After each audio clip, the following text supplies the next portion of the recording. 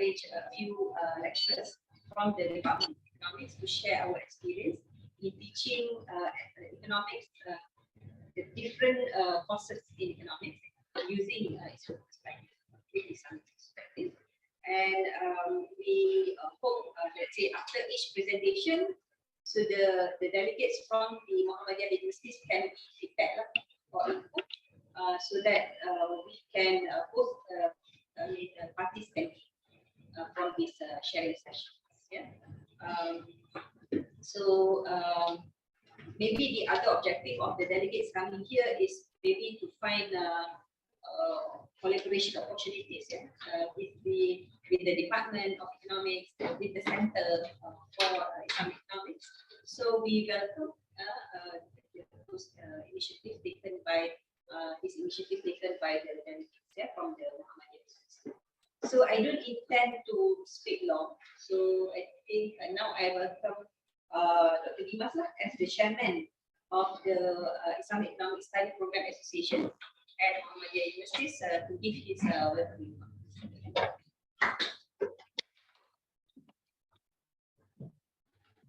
Bismillahirrahmanirrahim. Assalamualaikum warahmatullahi wabarakatuh. First of all, thank you to Allah subhanahu wa ta'ala for this today. Salam and salam always be delivered to his companion, Marx with him. Thirdly, I'd like to express my thanks and appreciation to the Prophet my beautiful colleague, they set up my teachers, Dr. Kapur and Dr. Azul, for helping us today. So actually, Prof and doctors actually association in respective knowledge. So we have very force-directed association under Muhammadiyah, particularly in faculty of economics and business. So we have association in Islamic finance, management, and economics. So last year, in the May 2022, I was selected by the members to chair these associations. However, we had 7 universities under Islamic Finance Associations, and this program, this association basically wanted to develop how and also integrate in the existing knowledge. So the in my department, same as the principal here. So we have different these universities here. They are the Islamic Finance. Mine is the economics. So actually, my department quite look like with the camps, because the founder of my university would like to integrate and systemize the economics, the cost so that we don't need to have something like this. And so in all departments, so we try to just begin. So we have so the social finance, but in terms of the core mathematics, statistics, we have also looked at economic department. Yeah. So, but unfortunately, because the lectures that are teaching at my university, they are from foreign university, because they don't know how to get the so that the challenge is how to integrate teaching methods, how they can make the labor economics become close to Islamic, including also macroeconomics.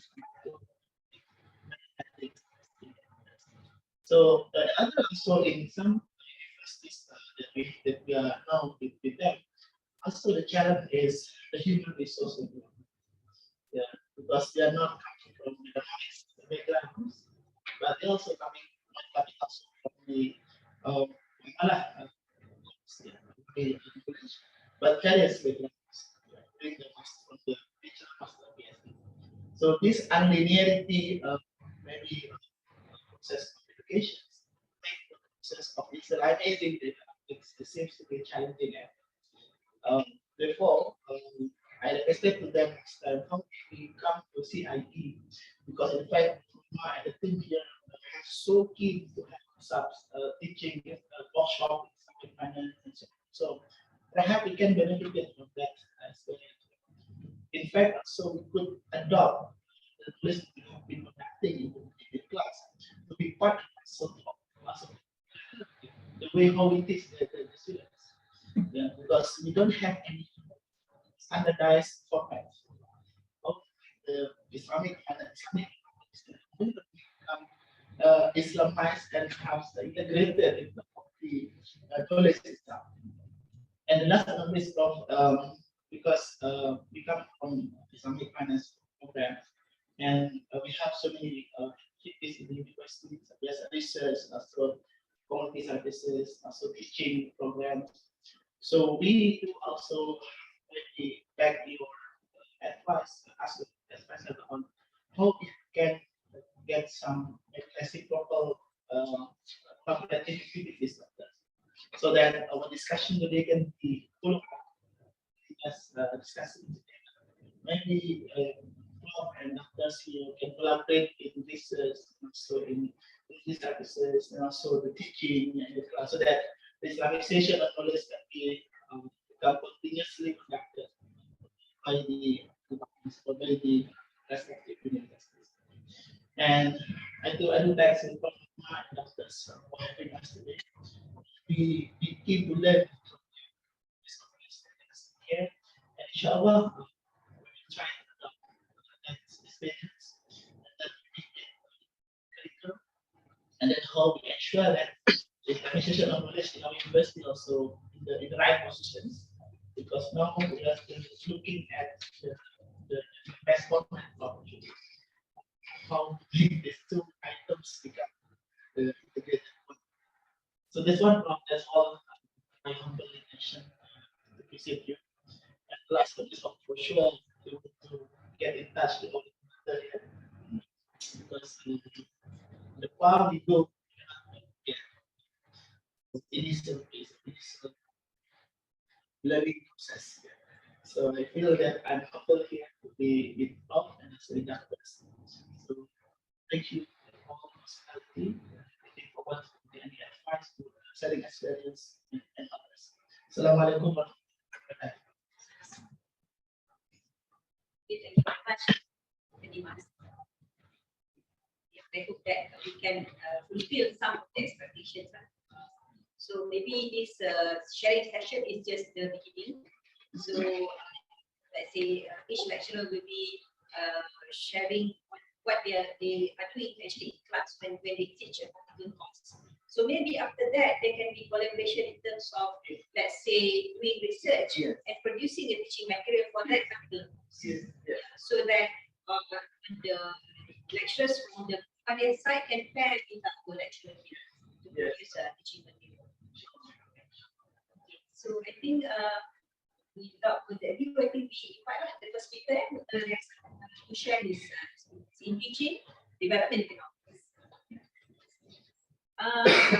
So maybe we stick to the time of 20 minutes. So let's say you present in 10 to 15 minutes, and then the rest will be feedback. Will you be able to change the slides from here, or should I? You can just.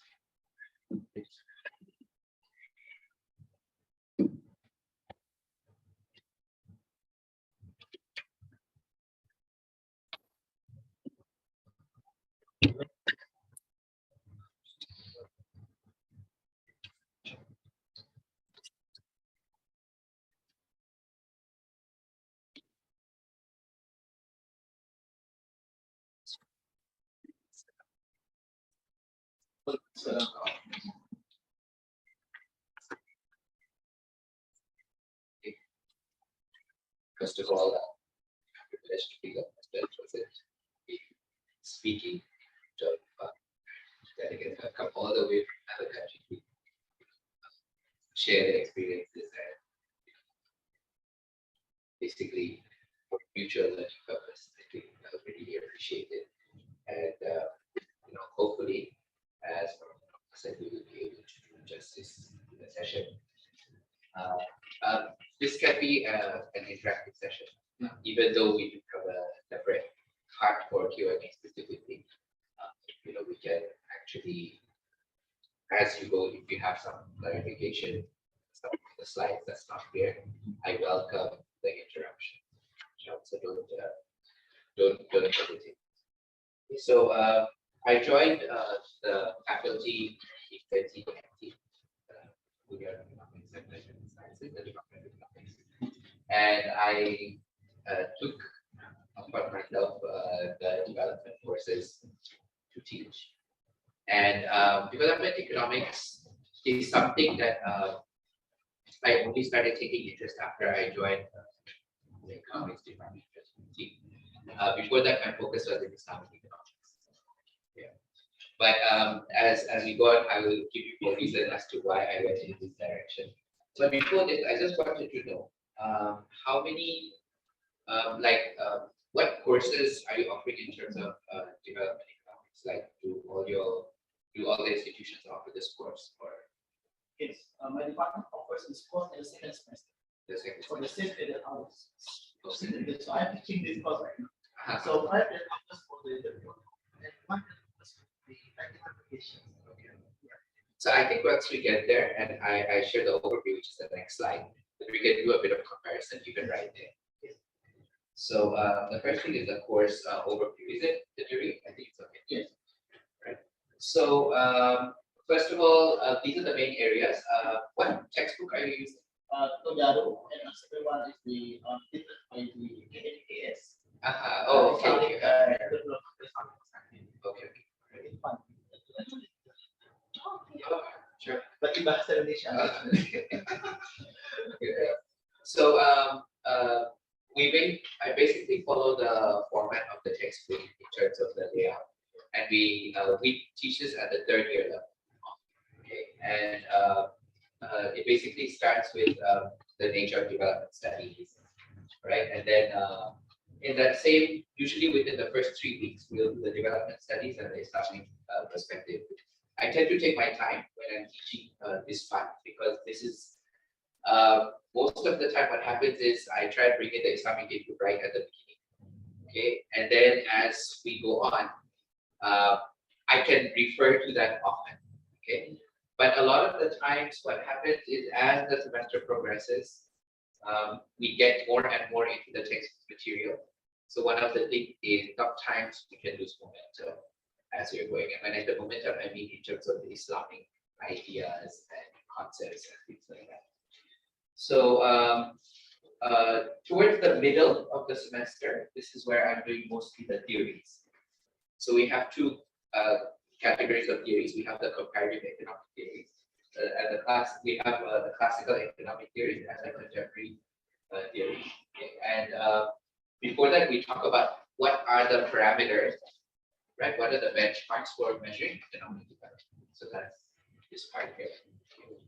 So yeah, and then from there we start going issue based. So once we understand the main theory, then we start looking at the poverty and inequality, which we focus a lot on, and population growth and dynamics, and then we talk about urbanization and migration, and then human capital development.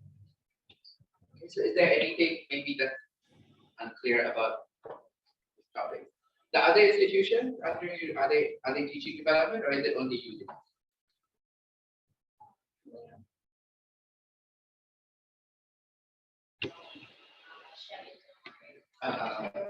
So right now it's not offered.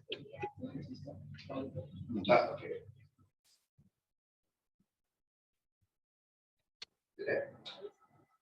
Can you hear?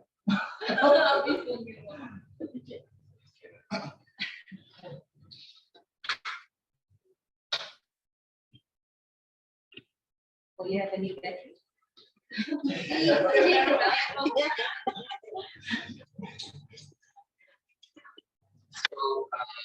So for you, it's not, the subject is, of course, is not offered yet. Not yet. How about in your institution? If you are thinking like that. Okay, so nice. Yeah, how about yours? Also, oh yeah. So The other not even. You. And okay. I thought all of you are and then another group. Okay.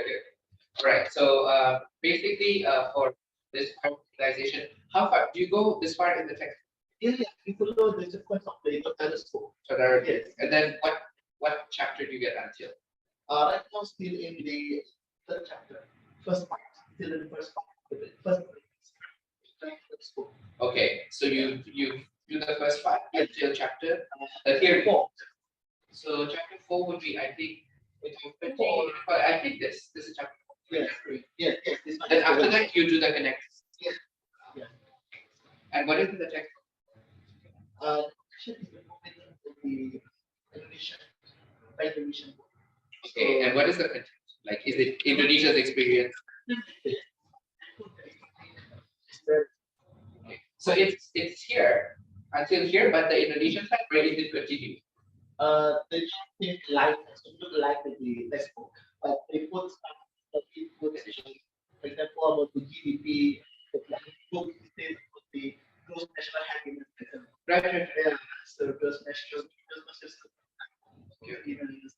that's the start. Yeah. So the conduct.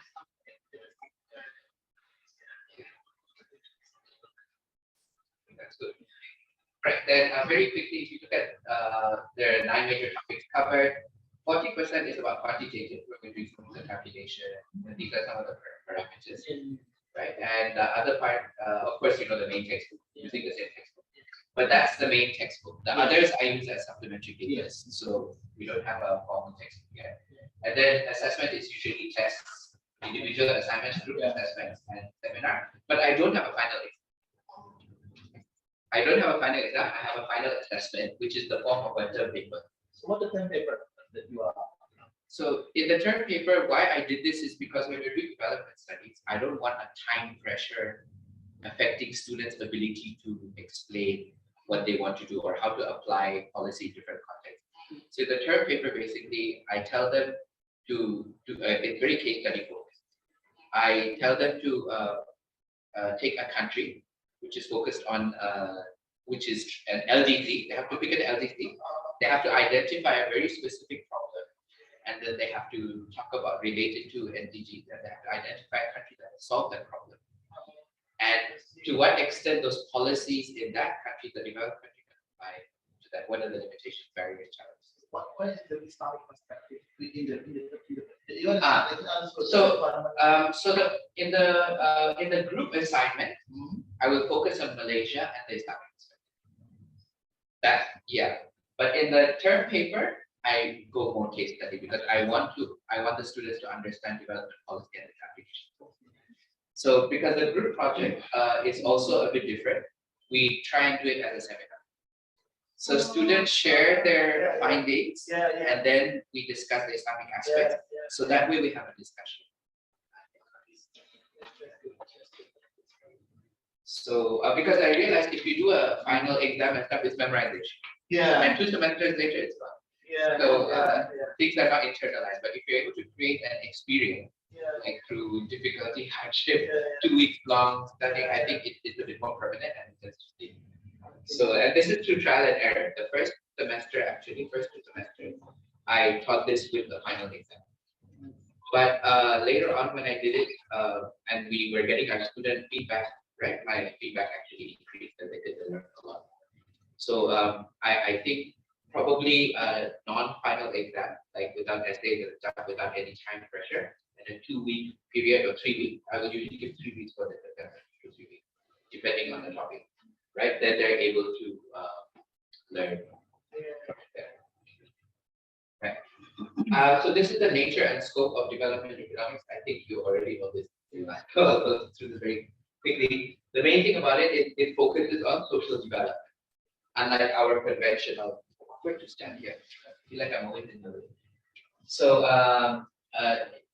So the thing is, it focuses on economics as a social science, not economics as a discipline.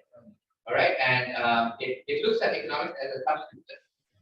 When we teach economics like the god of all subjects. Yeah. You know, economics is the main thing, and everything else serves the economy. Right. I like this because right at the beginning of Todaro, it starts presenting economics as an additional system that leads to human welfare. You have political, you have institutional quality, you have cultural systems, and things like that. So I really appreciate that approach the book takes. The other focus is the nature of the development policy. So the book tries to examine what is the best way for countries to develop based on experience. So this is a very good thing, and it doesn't. The good thing about the main thing in development economics is it doesn't try and say that, oh, past countries did this, therefore we should do the same thing. Actually, it's the opposite. They say that, you know, past countries did this, but when other countries try to follow, this is what happens. So, you know, they don't try to say that, oh, you know, we should develop along the same path as other countries. Actually, it's set up as a unique experience. Each country has its own unique resources, and it has its own path of development. So it tries to identify patterns, common patterns, but it doesn't say that, oh, this is the best way. So I think in that sense, the discipline is very pragmatic. Okay. When I say strength, I'm trying to look at this from an Islamic perspective. Okay.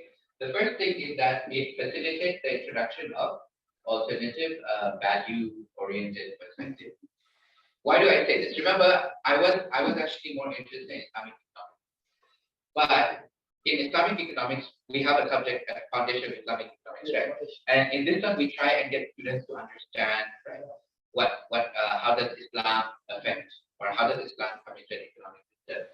But the good thing about development economics is, from the beginning, it is open towards different narratives, meaning it focuses on social development. Right. Conventional economics, it focuses on what? It focuses on utility maximization, economic man, selfishness, right? Monetary aspect. Yeah. Right. Whereas in this case, it focuses on social development. So I think this is one of the things why I like the subject. I didn't realize that in economics is a discipline which kind of criticizes its own, you know, micro and macro aspect. And this is why I was very attracted to it. So because of because of development economics being having a normative basis, it's actually very easy for me to kind of push the Islamic worldview and from student development. If you look at the benchmarks also, it's not talking about utility maximization, it's talking about human development. It's talking about society in terms of poverty, inequality, right? Population parameters. These are all social things. So it actually teaches our students how to think from social perspective, and there's a way that people are benchmarking against good things, real things, not just GDP and things like that, right? So it actually trains our students to think in the way we want them to think, you know, along human life. And then when you look at, as well, if you look at the modern scenario, the modern setting, we've been talking about social development as well, PPI. And so here, I usually will talk about the Maqasid Sharia framework. Okay, before this, here I will talk about socioeconomic justice in Islam, because they're talking about this. So I will always say that, you know, what is Islam's stance on poverty, right? What does Islam say about inequality? What are our mechanisms and things like that? So they have a good idea of how this works here. So if you look at case study, I'm able to talk a lot about subjectivity here. How different countries or different economies have very different experiences in development, and yet they're able to grow. And I kind of talk about this, that there is no one way for you to be successful as a nation. And similarly for Islamic countries. You know how one country says Saudi Arabia is better and another one says Turkey is better. I try to give them the impression that no, everybody is a path of discovery and everybody's trying to get better. And we shouldn't be labeling each other. The idea is we have to find our advantages and take advantage, you know, take that way. So I try and create a more open avenue towards development using these case studies. The other important thing is they're exposed to the real world. One of the reasons I focus so much on the quantitative part is so that they're able to understand the reports coming out. Right? So one of the projects that I do with my students, I make them read and interpret real reports.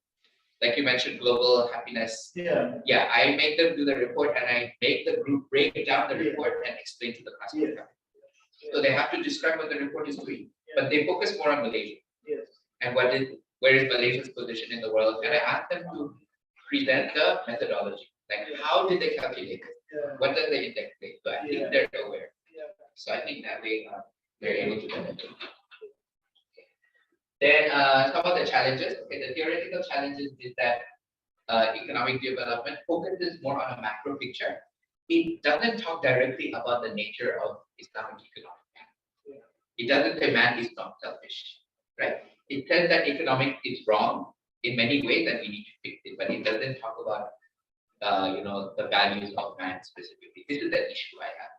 So this is one of the shortcuts. Another thing is the how it defines the role of a household.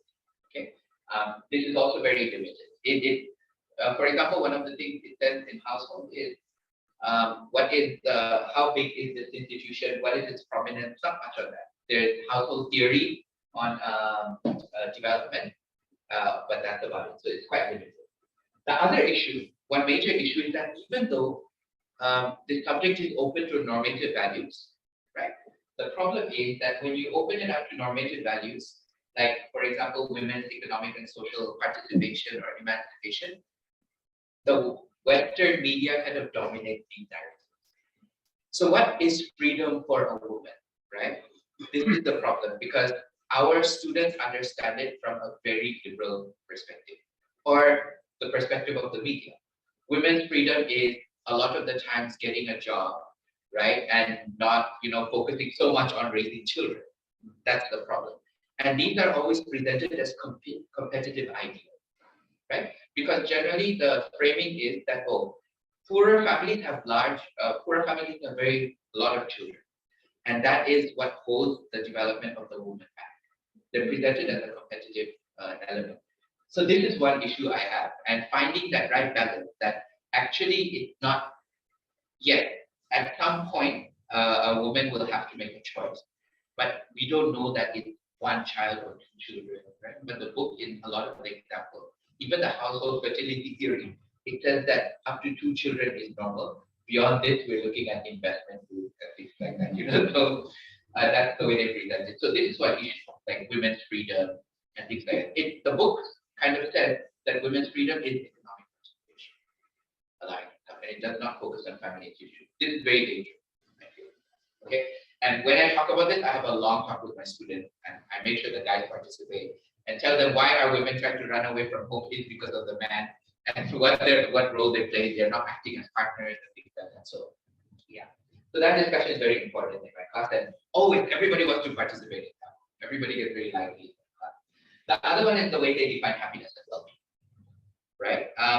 In Islam, right, the point of happiness, right, comes from a sense of purpose. We get our sense of purpose or mission from Allah.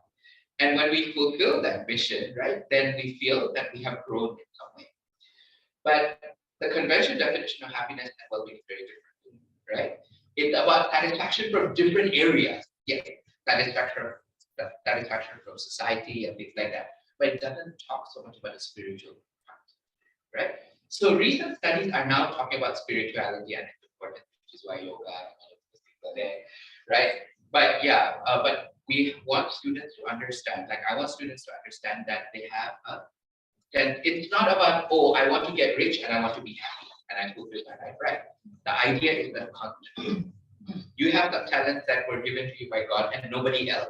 You look a certain way, you look different, you're different from everybody because there's certain special things that God gave you. What are you supposed to do? When you're able to fulfill that, even through difficulty, right? When you get to a difficult exam and you finally pass it, the sense of satisfaction and happiness you feel, that is also growth.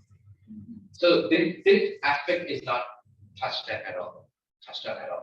So I have to kind of talk to them and we have a session about this as well. Again, liberty. What is freedom? The book very clearly says that freedom, one of the lead economists says, is freedom from servitude. That's what people want. But actually for us, our duty is to serve God. Right? Is to serve Allah's purpose, to make Allah happy with it. So the whole idea of liberty, the way it is defined from the West, is a very dangerous concept. to explain it in context.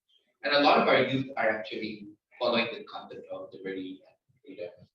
Then we have family institution. I talked a little about this earlier. But again, what is the role of a family and stuff? They literally say that family should be smaller and stuff in poorer countries, and family should be bigger and stuff in richer countries. So, but how these family institutions are important in preserving civilizational growth, and what is their purpose in upholding ethics and things like that? Nothing. Okay. So again, the role of institutions, important institutions. So religion and spirituality, I think I explained already. 5 more minutes. Yeah. Okay, and then challenges in terms of the research literature. Okay, that means what literature is available, right? So the problem is that when we look at the literature, in the 80s, we had quite a bit of contribution. People were talking about what is Islamic economic development, right? But slowly there was a shift away from this, okay, holistic perspective. And that's probably because of Islamic economics' value orientation. If you want to get presented, if you want to get published in journals, probably talking about values is not the best way. You have to be talking about quantitative things. That the problem is Islamic economics is talking about normative values. So it's kind of hard to get. So I think as things got more commercialized, right? People started focusing more on the fragmented aspect of. So they moved away from the development perspective, which is the systemic and a large perspective. Then we have development research. It has become fragmented. So this is the consequence of this, right? We become less holistic. It means that things become more fragmented. So if we look at poverty studies, they're very much within a context. We're not trying to establish what is the theory of poverty from economic point of view, right? We talk about poverty in this country. We talk about poverty through the poverty, right? How do we get above the poverty line? But we didn't try and define poverty line from a spiritual aspect. Where is the poverty line for Muslims? If we're talking about spirituality, where are we talking about the poverty line in terms of social? Right? We should be doing that, okay? But we don't talk about these things, right? So we talk about these things that allow the economy and stuff like that. So again, we're kind of mimicking what we have. So this is a literature. There's no engagement with classical and contemporary economic development. So we have different theories of development, right? We talk about solo growth models and right. What is our take on it?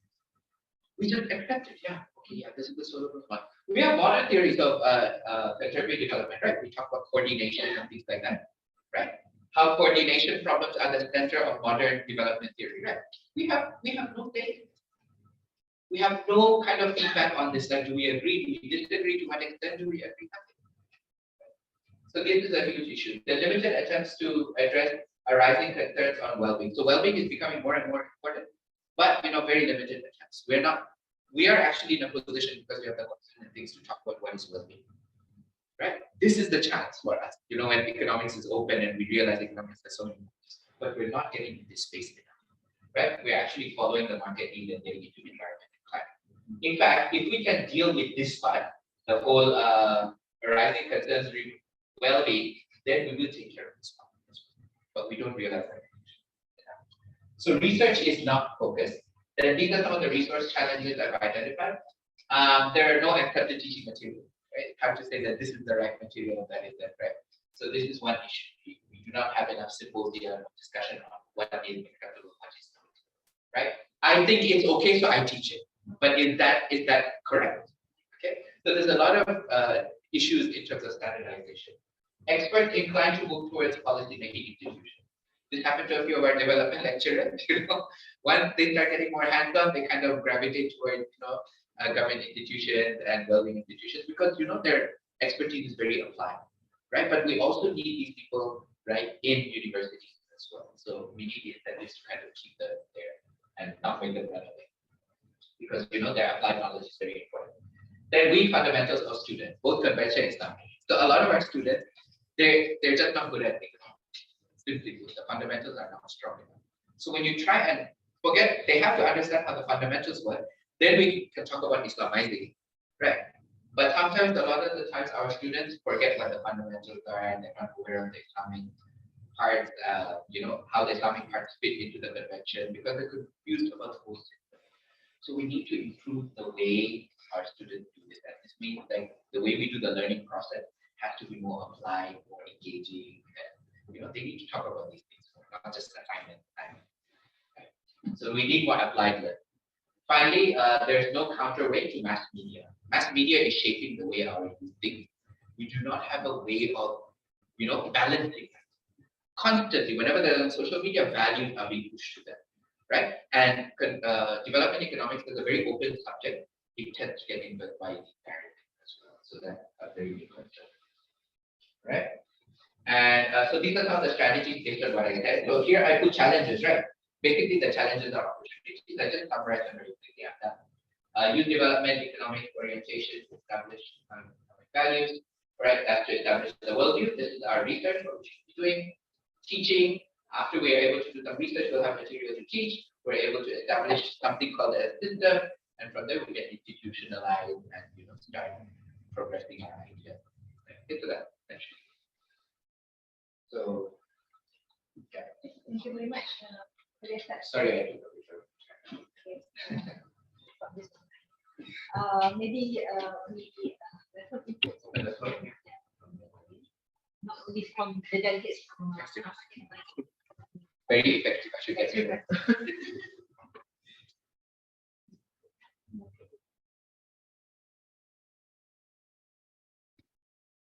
You can just ask me in any language. I have. Don't feel shy.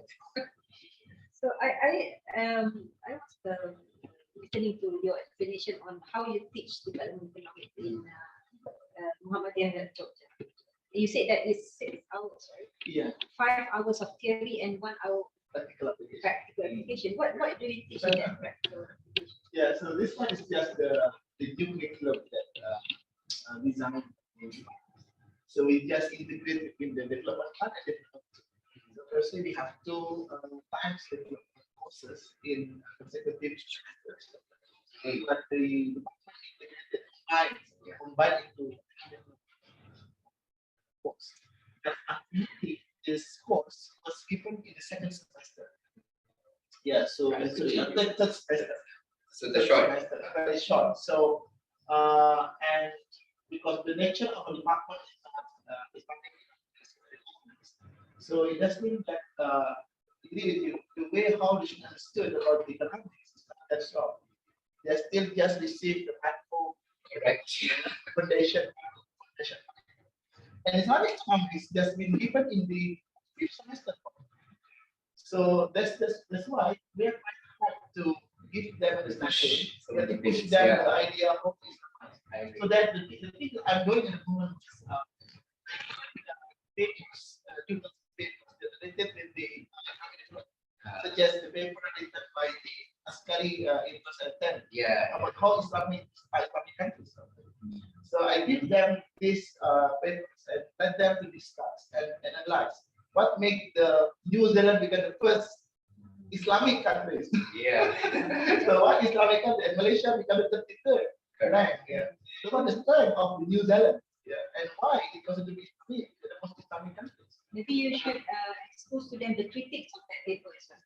Yes. So I request them what the thing that makes them Islamic. It is because of the only the quantitative measures.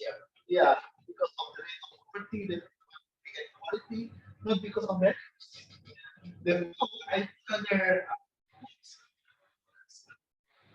This book is the economic analysis.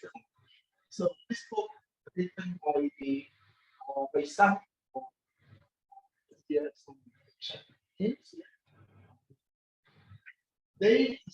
under the grant of the by Indonesia. So I put this as the supplementary books for this. Nice. So because in the Todarus book, I saw even though Todarus gives some alternative for the but there are not any values that are really connected with the Islamic one. So that in this book, I try to make it in terms of what the Islamic indicators for development, what the indicators of the Islamic perspective. How do we measure the happiness, the development in Islamic perspective? So this book actually gives the children another exposure. And an example, in the Donatus book, he always said that the fundamental problem is the economic growth, the income, national income. But in here, in this book, he said that to what extent you are closer to the cost than you said before. Yeah. So the measure of the is to what extent the society is the figurance of the cost, to the welfare in balance, not in the excessive way. So the thing the students, they are kind of exposed to that. It's fun to teach. Yeah. But if you yes, if you share this, okay, so we try to that. And if you please, so we could invite you to be the guest lecturer to my post, yeah. And then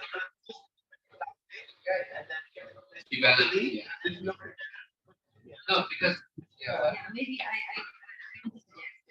Maybe we can actually organize a workshop. Develop. And the lecturers of each university will share what they teach. And then after that, you can do the combine together the papers and publish. Like that in EPB, the focus on micro. That's good. No, I'm always impressed at the rate at which you guys are able to. You know, like you already have some text there already, so I always find that impressive. Definitely, no problem. Okay, thank you. Thank you very much. So now I invite Lynn to share her experience in teaching microeconomics using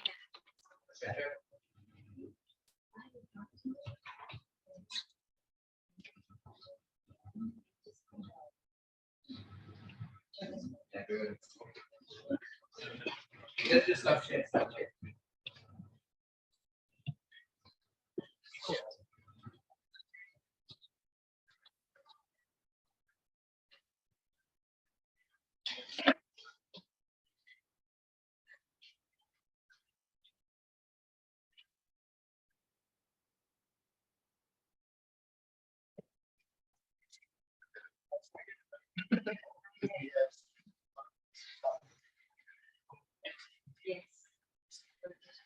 Yes.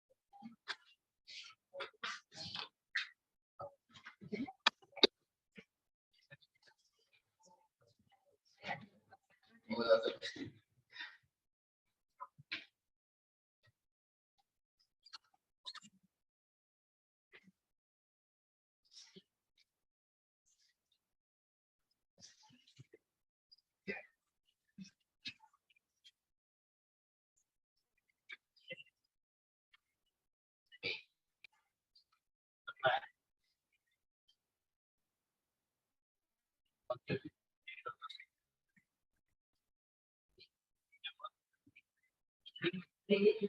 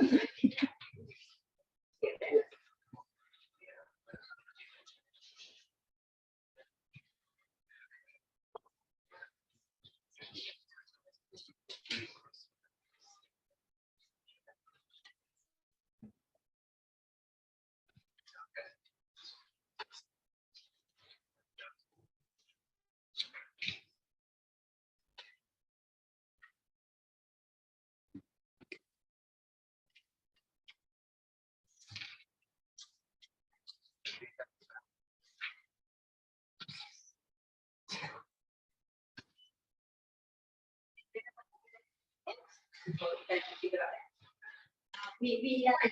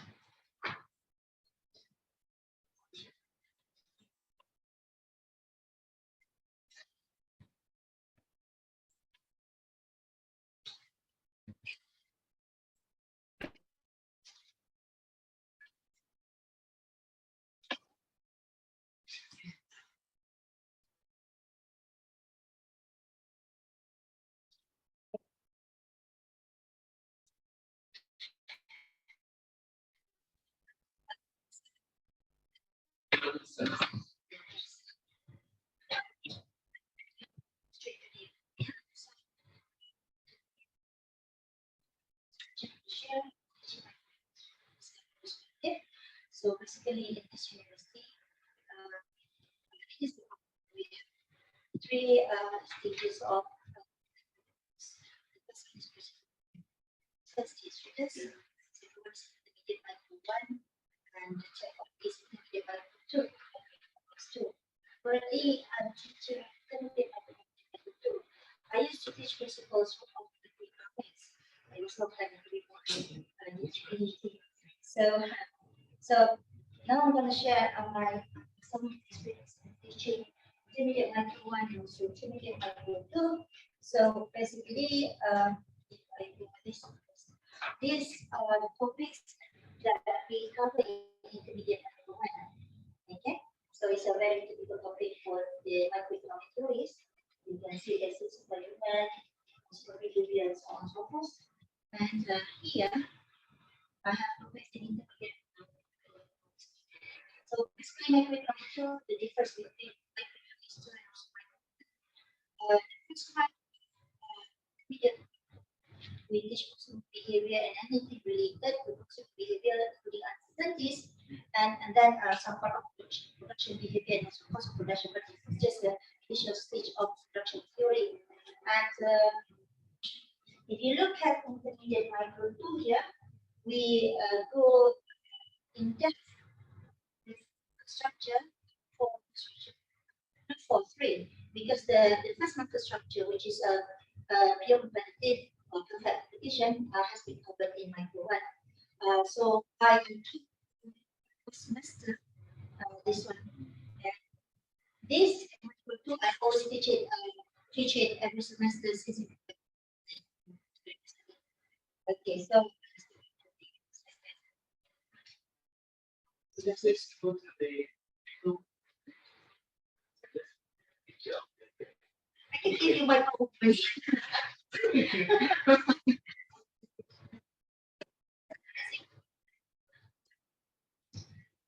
Yeah.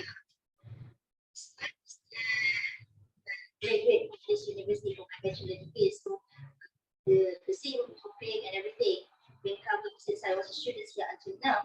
And unless there's not much significant change because the theory is theory. Okay. So currently we are using printing and print field as book. Okay, and that is what we use. And so that's the. I won't go in depth into like pedagogy or teaching in relation to conventional theories. This is my style of teaching basically. And before in depth in teaching and what I integrate in the topics that I cover every semester, I want to give you some idea for intermediate for anyone teaching still Indonesia. All of you are not specializing in this. I don't teaching this course when it's PhD. Yeah. Yeah. And experience in Indonesia teaching this? Yeah. You competition this one in Indonesia. Actually, my specialization is not this. I specialize in theory, in PhD. So I'm more on macro, basically, rather than micro.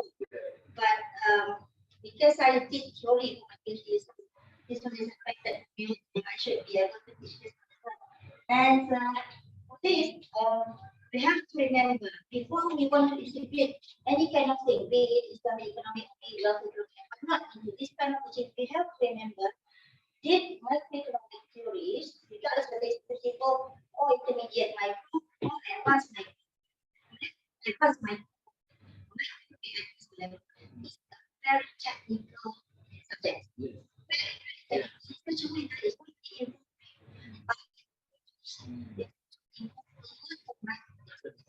So we have some dialogue basically when it comes to teaching, yeah.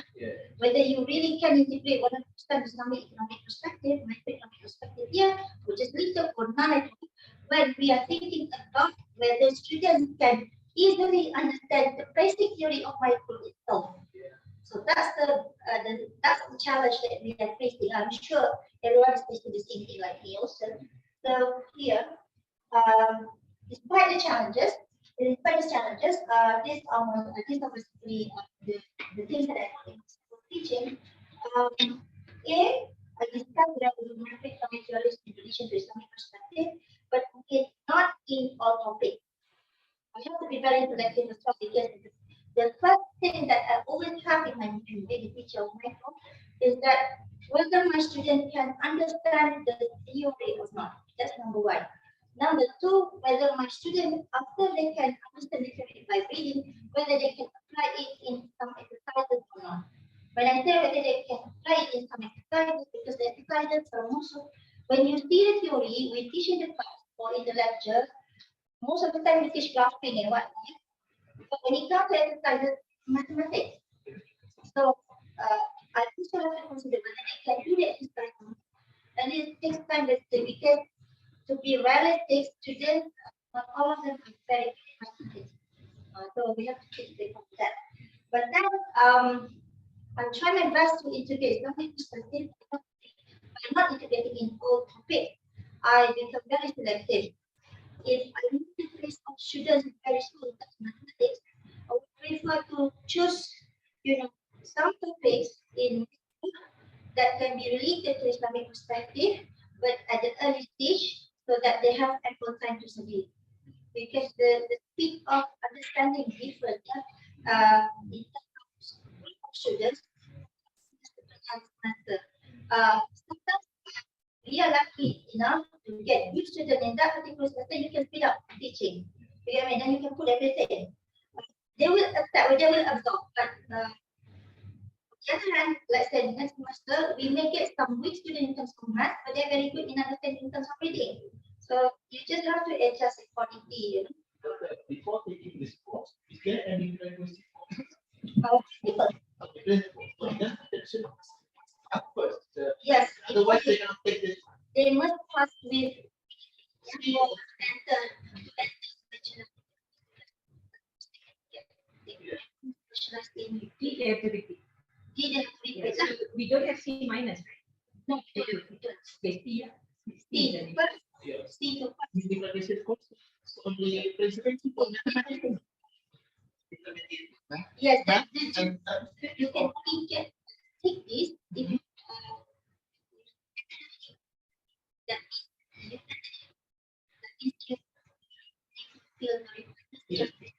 Yeah. statistics, physical micro, physical macro, and IT. P. P. Is there any field one? You cannot take this. Because because if you don't understand the basics, it's relatively speaking, difficult. But it all different business. So it just means that if somebody is at cost, they can take the tools because they have university that they can extend, they can graduate that. For us, yeah, take the Shahada first and then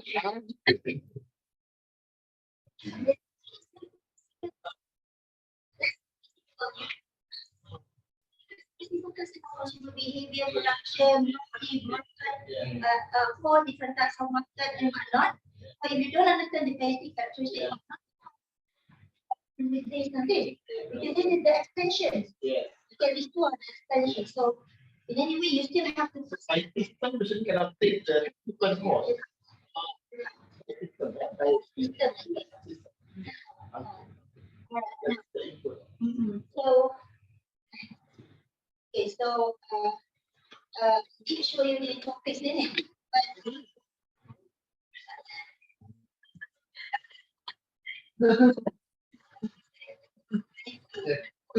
Pointer.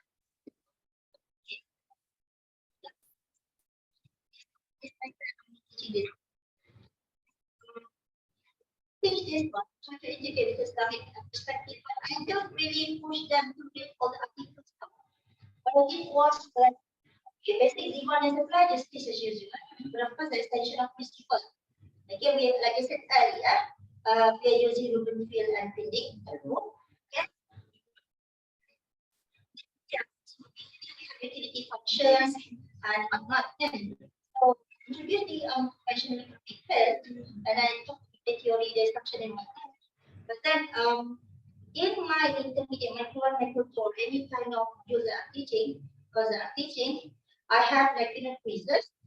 I don't have assignment basically. I have quizzes, I have project report, I have income exam, and I have final exam. I don't give them final assessment because it's theory. The only way that I believe to make them focus on mental theory and strengthen their understanding is by giving them final exam. They just paste it. And okay, this is the part that I show you. Okay, so like I said previously, I may discuss some relevant topics. Even if I don't have general article, but I read it. And the B part here, giving written assignment.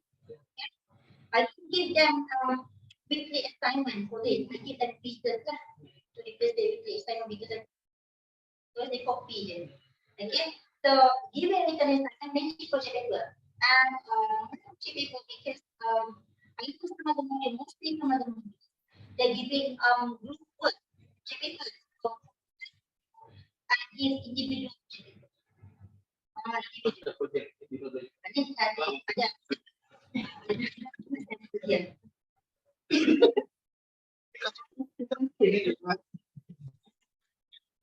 yeah, just people. That is just the one. Teacher. So here, this is the sample for my intermediate one. Again, last semester, this is the actual sample that I used. But for some of you, is quite the student. But I try to use because I don't have many students. I have very good students in my context. So because of that, I knew they were very good in math. So I want them to be more advanced by starting reading journal articles. So with in the first stage, they told me, hey, they why you complaining difficult English? I don't care. Okay, so this is the sample. Actually, this sample is not very clear. I will show you here. That's what I want to do. Only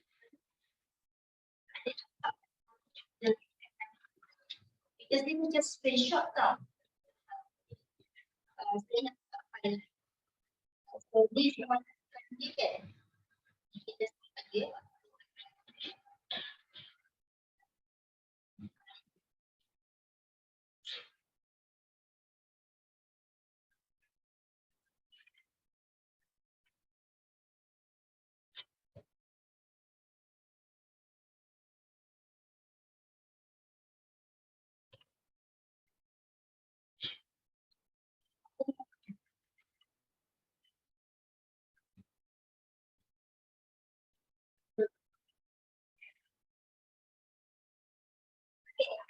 sample. This is actual sample. Actual. Okay.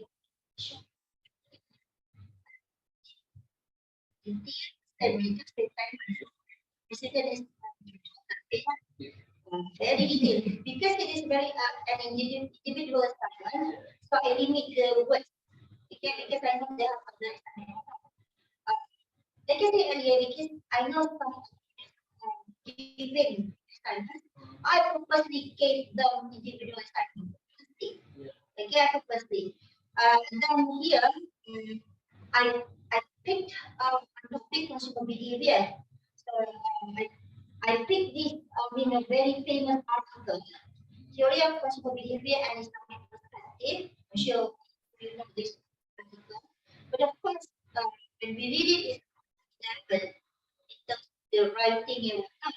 But this particular professor, he has an explanation of some differences between conventional and Islamic perspective of looking at consumer behavior with graph, with some a little bit of information and whatnot. So I just push my students to read this article from the beginning of the semester, and at the same time, when you see the you saw just now in my slide, the topic covered in the intermediate micro. I have consumer behaviors and uncertainties and everything. And so when I teach them that one, I teach them those professional concepts with the mathematics, with the Lagrangian utility expectation, like partial element, partial element, and whatnot. After that, then I use this question on the blackboard here with the tablet. Blackboard and post this question, and then I say to them, okay, you read this question, I give you 2 weeks to read this question to get some idea, and then you pick some information in that. From there, when you start reading this, and then try to pick up some information, and I give you 2 weeks, then you will find some difficulties in doing this. You just answer those, and then you ask me question. Again, in after 2 weeks, I give some some time. Sometime in my lecture, I pick one place just for discussion on how to do assignment. Because this one, if you see the request here, some additional ideas, they need to know how to get the sources. They need to know how to get the right distance. I also requested them to get articles. I think that they don't have to go here and there just to get the articles. Okay, and then I told them what citation I want them to follow. This is the sample, for instance, but the sample that I give usually not related to Islam.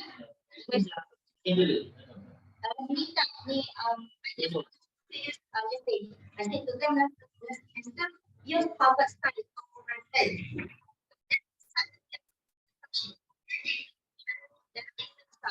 I didn't teach them this Mr. Google, YouTube, and whatnot, you learn from that. Okay, but I specified one lecture just for them to ask Q&A, and I said, you ask anything today. After that, no. Otherwise, it becomes my assignment. So these are the things. I'm very detailed. Did we check?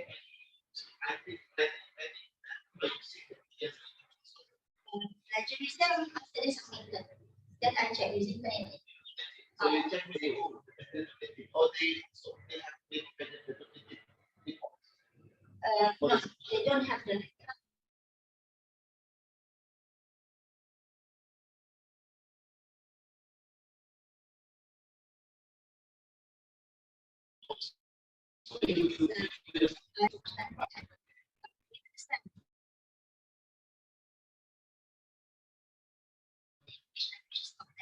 Each of the second year, they still, when we introduce them to not what is our pastor? Every Islam is the first product. So you have to understand that expectation because this kind of assignment actually, I just adapt it when I was a postgraduate. Because I okay. But I say to them, okay, I'll check the third again. If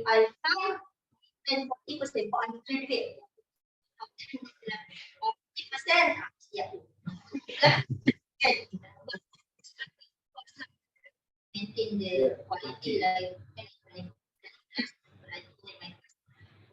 they want my master degree. I must expect you to have less than 20%, even if university is less than 20%. So okay, let's go back to the content here. So basically, let's say I choose because in the previous slide, I show you the content of my this one. Okay, you have small behavior, action theory, and so I say to them, I pick one topic here, you read this journal article, some journal article, and then at their level, I just want them to compare and contrast what you see differences, what you see similarities, that's all.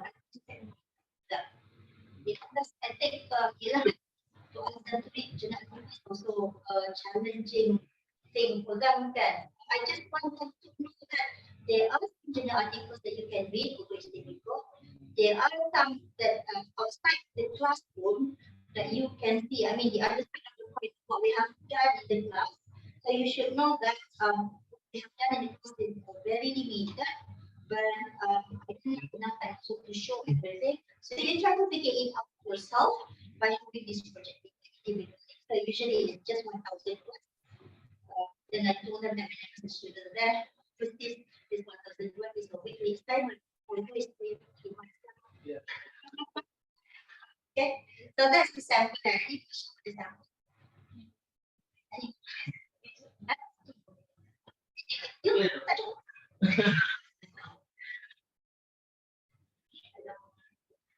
Actually, that's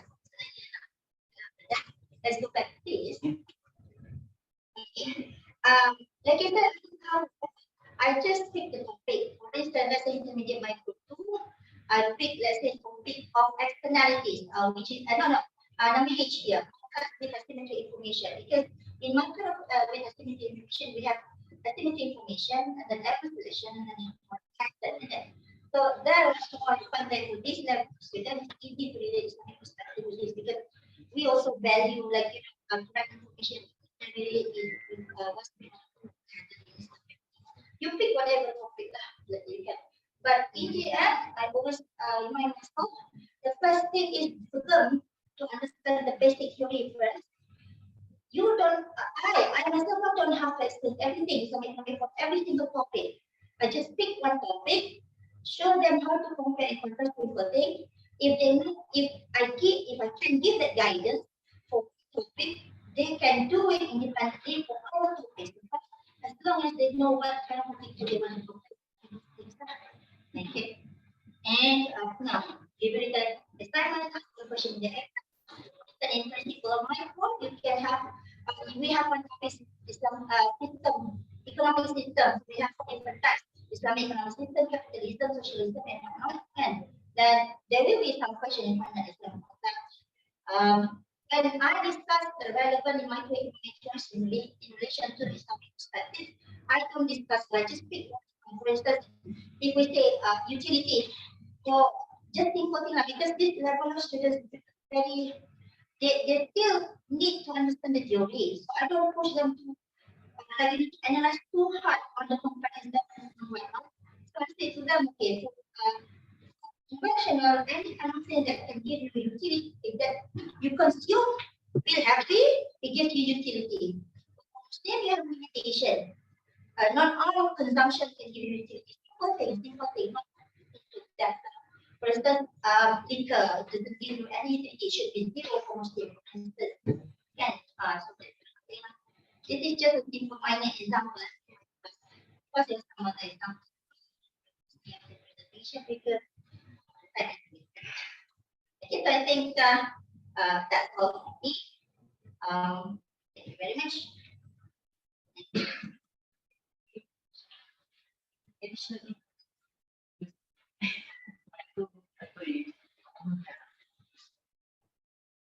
I just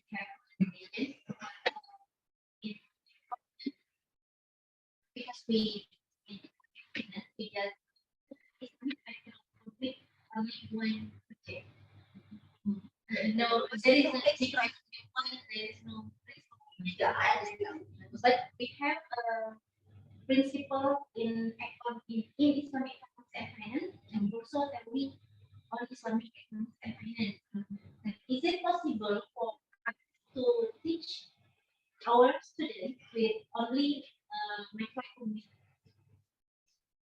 how to combine between one and microeconomics? How we can combine? And we just before like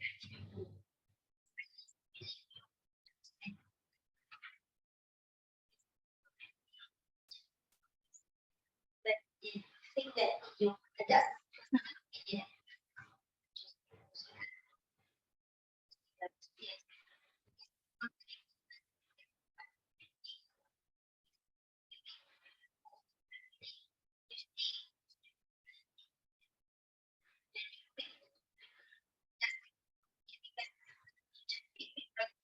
Yeah, then you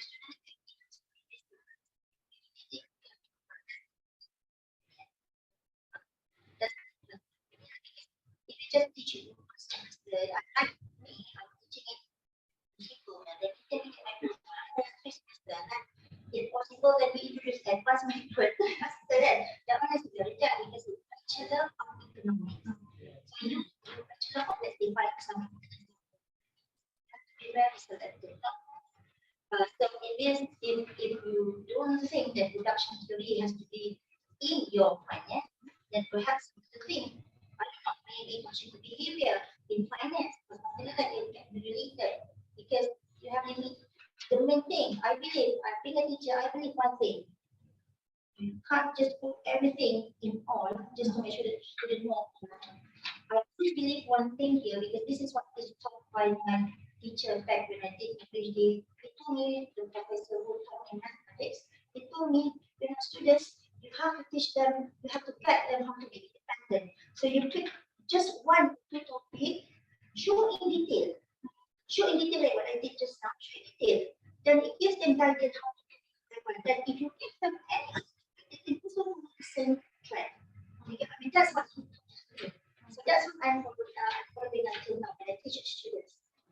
So that when they go for other subject, regardless whether it's intermediate or development, they have that kind of framework that they can follow when it comes to studying doing this.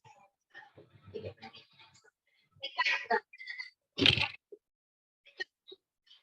just pick enough for explanation so that they can follow the trend.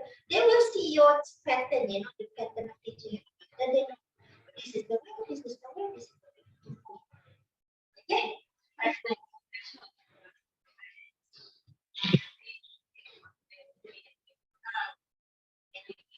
Fulfill the principle.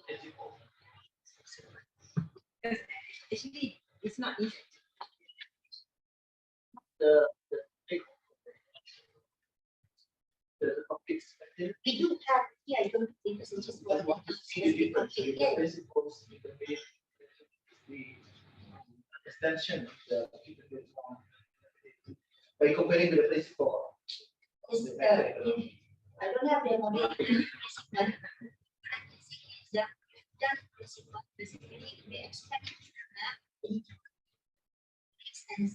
Principles are first. Yes, you're teaching my passive.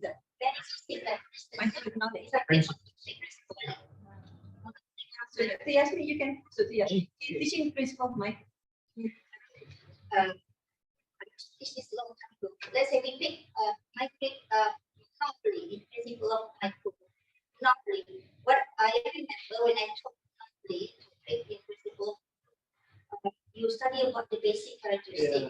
You study about the basic profit maximization using graph, that is using calculation 1 by 1. But then when it comes to expansion in intermediate micro 2, because that one is not covered in intermediate because it's of profit. So what we have in intermediate micro 2, we won't be talking about characteristic anymore. We won't be talking about the simple graph of profit maximization. From the graph that they already learned in principle of micro, we use mathematics to explain the graph. That's the challenging part because students are very much.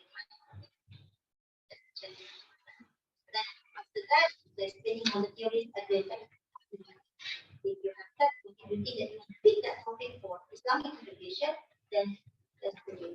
So that's my style. Yeah. Other people will think. Okay, so I think that's fine. Okay, thank you very much. Thank you.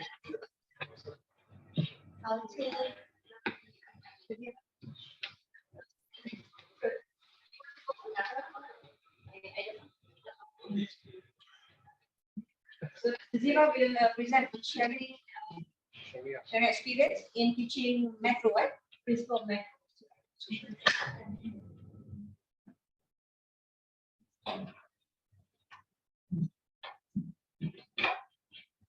You want to use this? Maybe I should try something else. Yeah. So check point. So this is teaching this.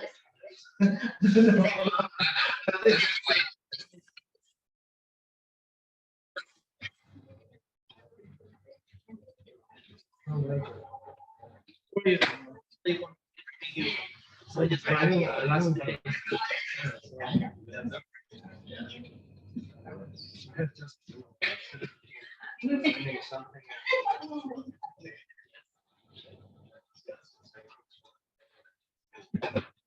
Yeah. Very.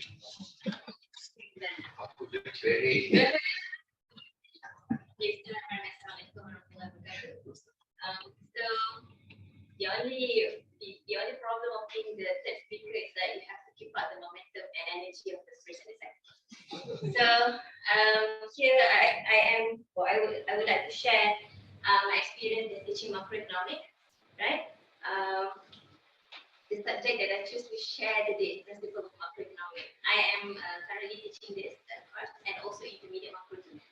But what I prepared today is just for principle. So we are going backwards. So the theories that shared subject for third year student, the same time shared for second year student, and this is offered for the first year student. So because of that, actually here we separate the fundamental economic subject into two: principle of microeconomics and principle of macroeconomics at the fundamental level. So by the most, the student has to take principle of microeconomics before they proceed to macro. But yeah, somehow some students just take it, in one semester.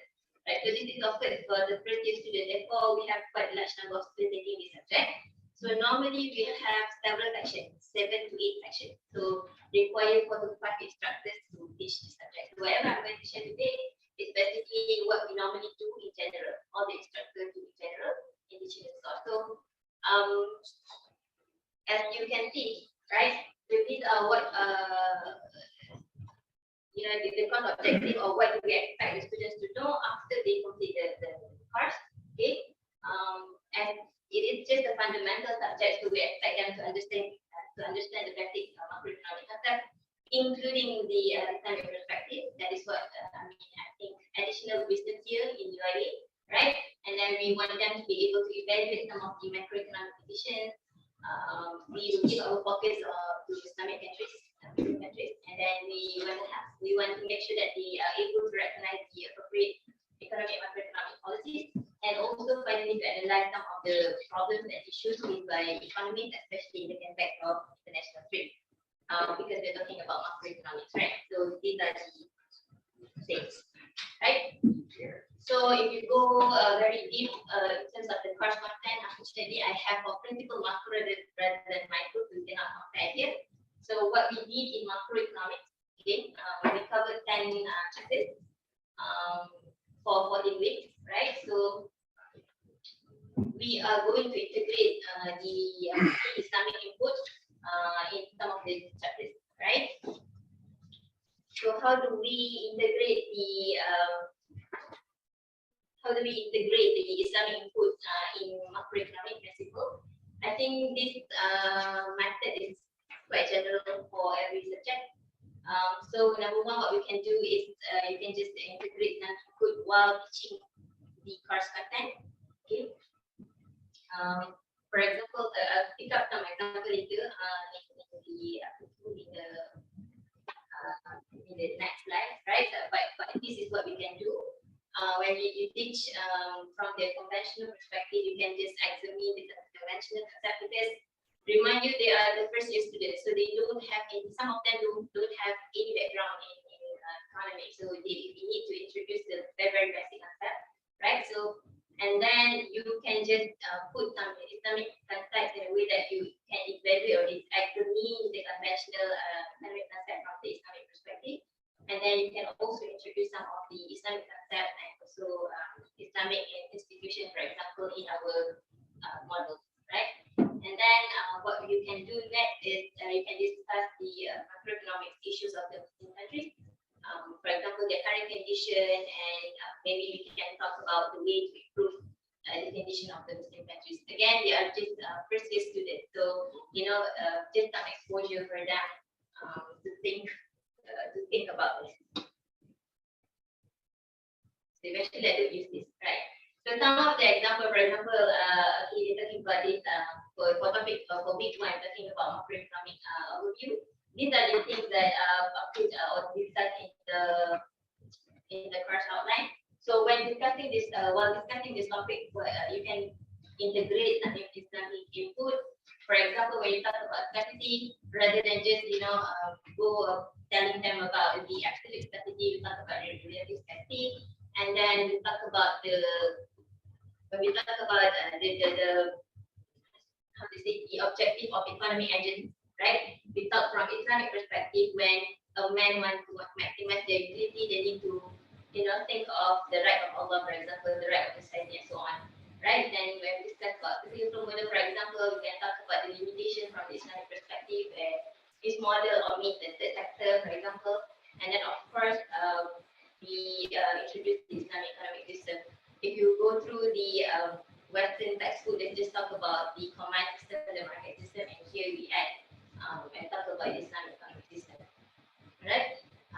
Another example I think of, for example, in week 2, where we taught them how to calculate the GDP and so on, that cannot be changed. I mean, that is technical, that is the way we calculate, but we also discussed the limitations of that measures, for example, and then we brought them to understand there's other alternative measures of well-being, including from Islamic perspective.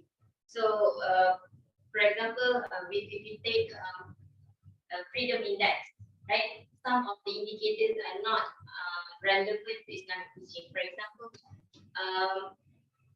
some of the freedom indicators too, they say the freedom to choose your spouse. So, if the citizen can freely choose their spouse, their partners, and so on, so they are considered as free. So their index or their ranking in the freedom index will go high.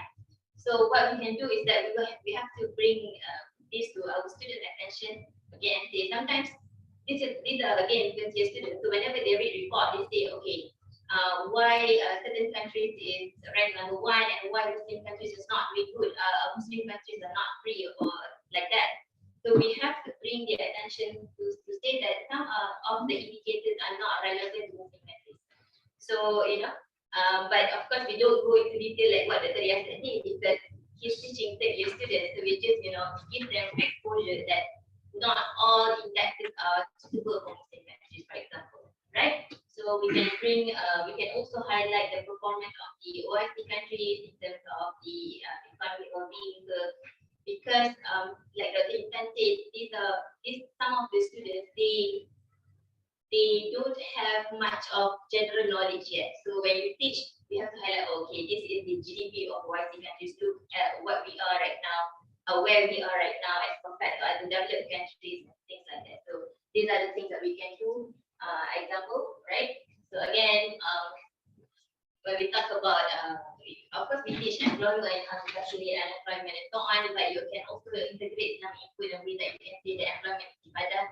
I think this is lacking in other universities that is not teaching with Islamic input. As far as if I may suggest or if I may share one of the examples is that I did my master's here. I took environmental economics here. When I took my PhD in another university which does not have any Islamic fundamentals, right? So in the environmental economics, so what the lecturer says is that womb cacing, you call it cacing too. Womb is created for the ecosystem. For example, the lecturer there, those universities.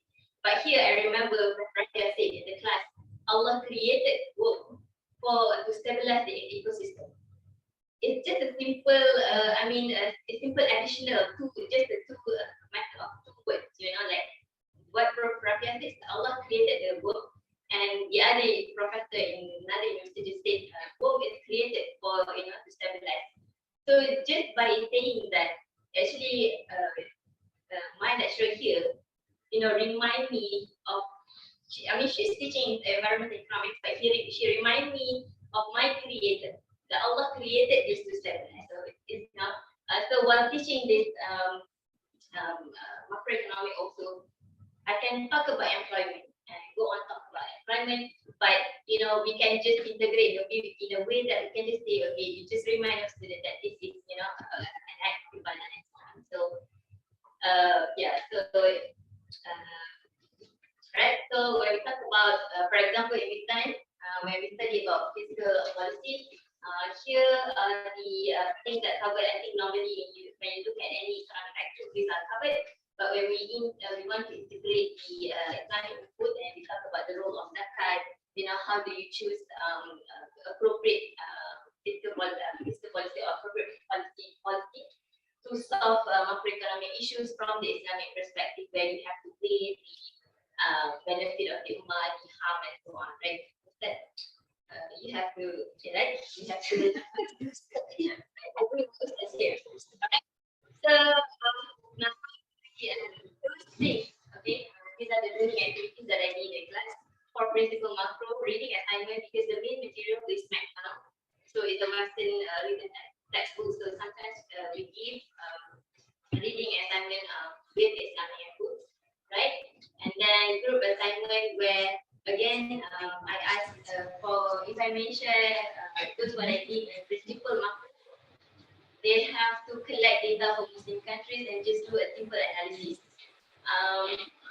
And they have to locate, where our Muslim countries are right now.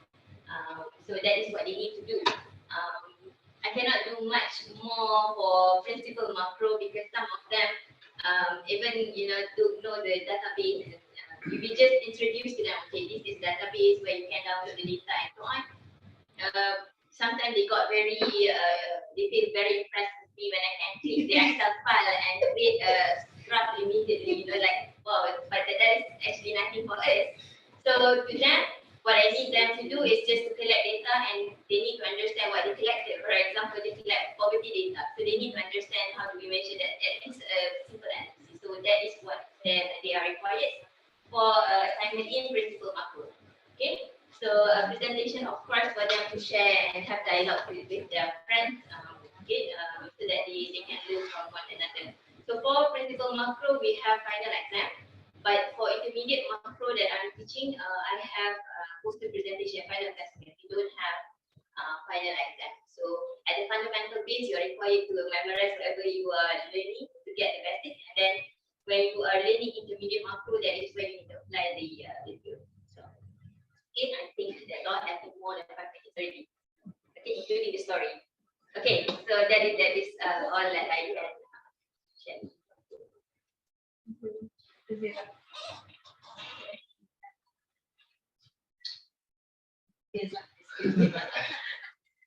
Just the vision of the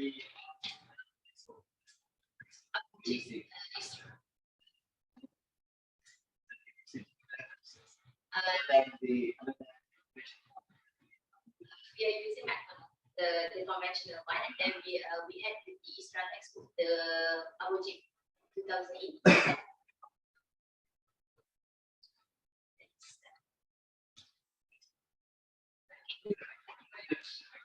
I leave it here for my. it's there.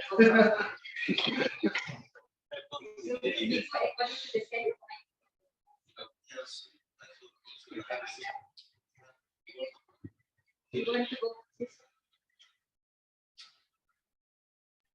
All right. Mine is going to be a bit different, so I thought maybe economics, we can find it. Because mine is going to be completely different.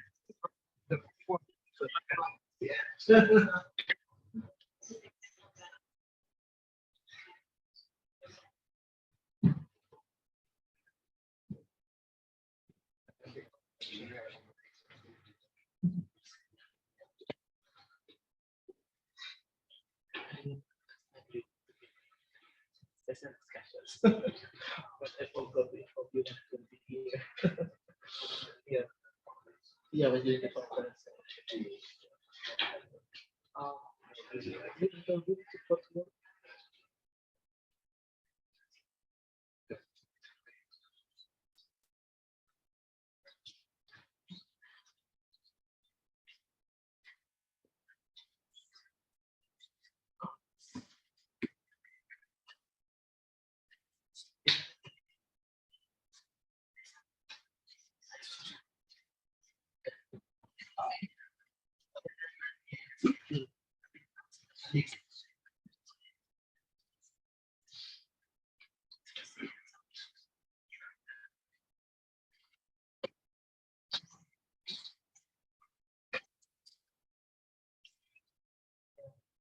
Also make Zoom meeting or like Zoom meeting or Teams or video.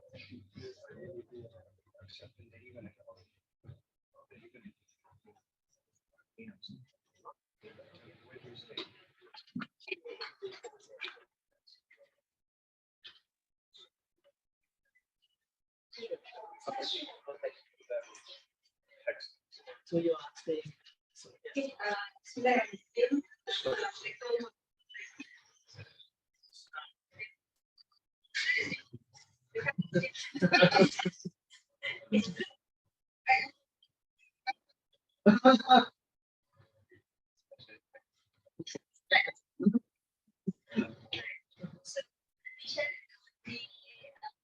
Teaching experience in teaching with the Islamic studies. So I've been teaching this course for quite some time. So it took me several years to actually incorporate Islamic elements inside the course. When I just came back from PhD, Dr. Yasar was taking, I remember him taking the course. I don't think I added any Islamic inputs in the course. The same thing when Dr. Intan was taking the course, I don't think there was Islamic inputs before they were. So after several years, I accumulate materials and then I was able to include some Islamic perspective in the course. Alright, so basically this is the outline of the presentation. So first I will show the topics covered in the course, and then basically in the topics where I incorporate the Islamic perspective in the concept.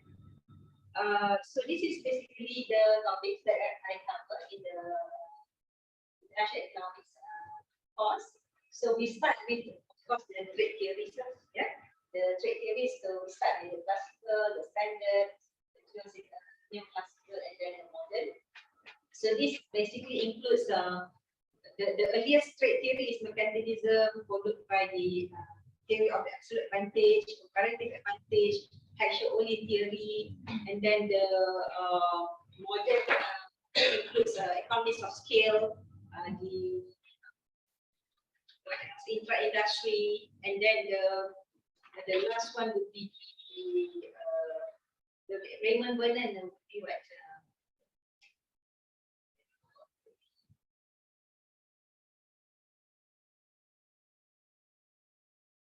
It's okay, I can come back later. Right?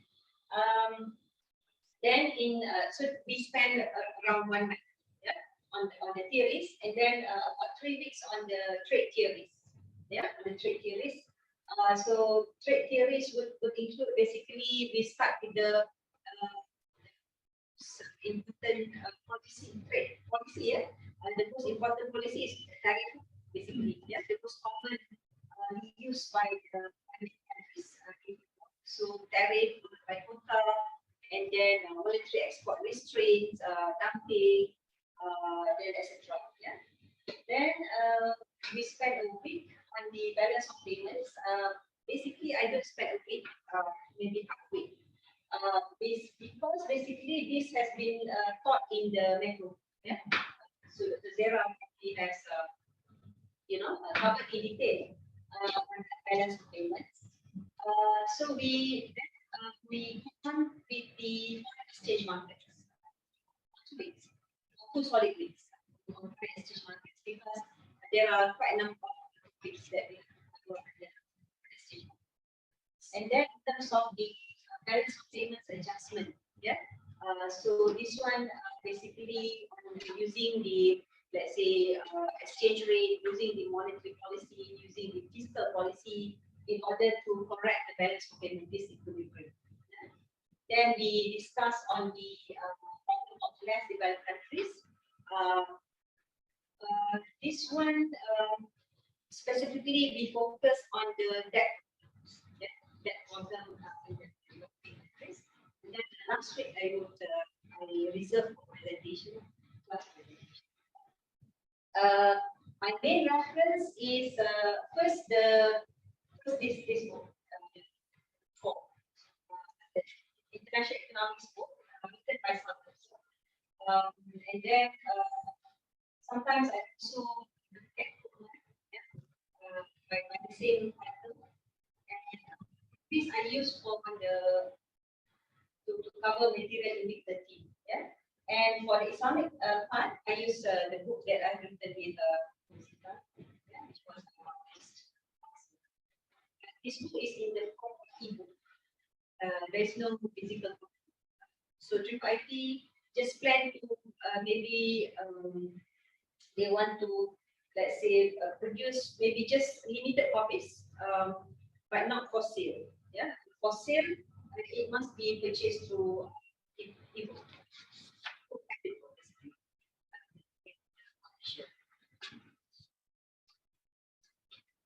Okay, so I will start the class with the classical theory.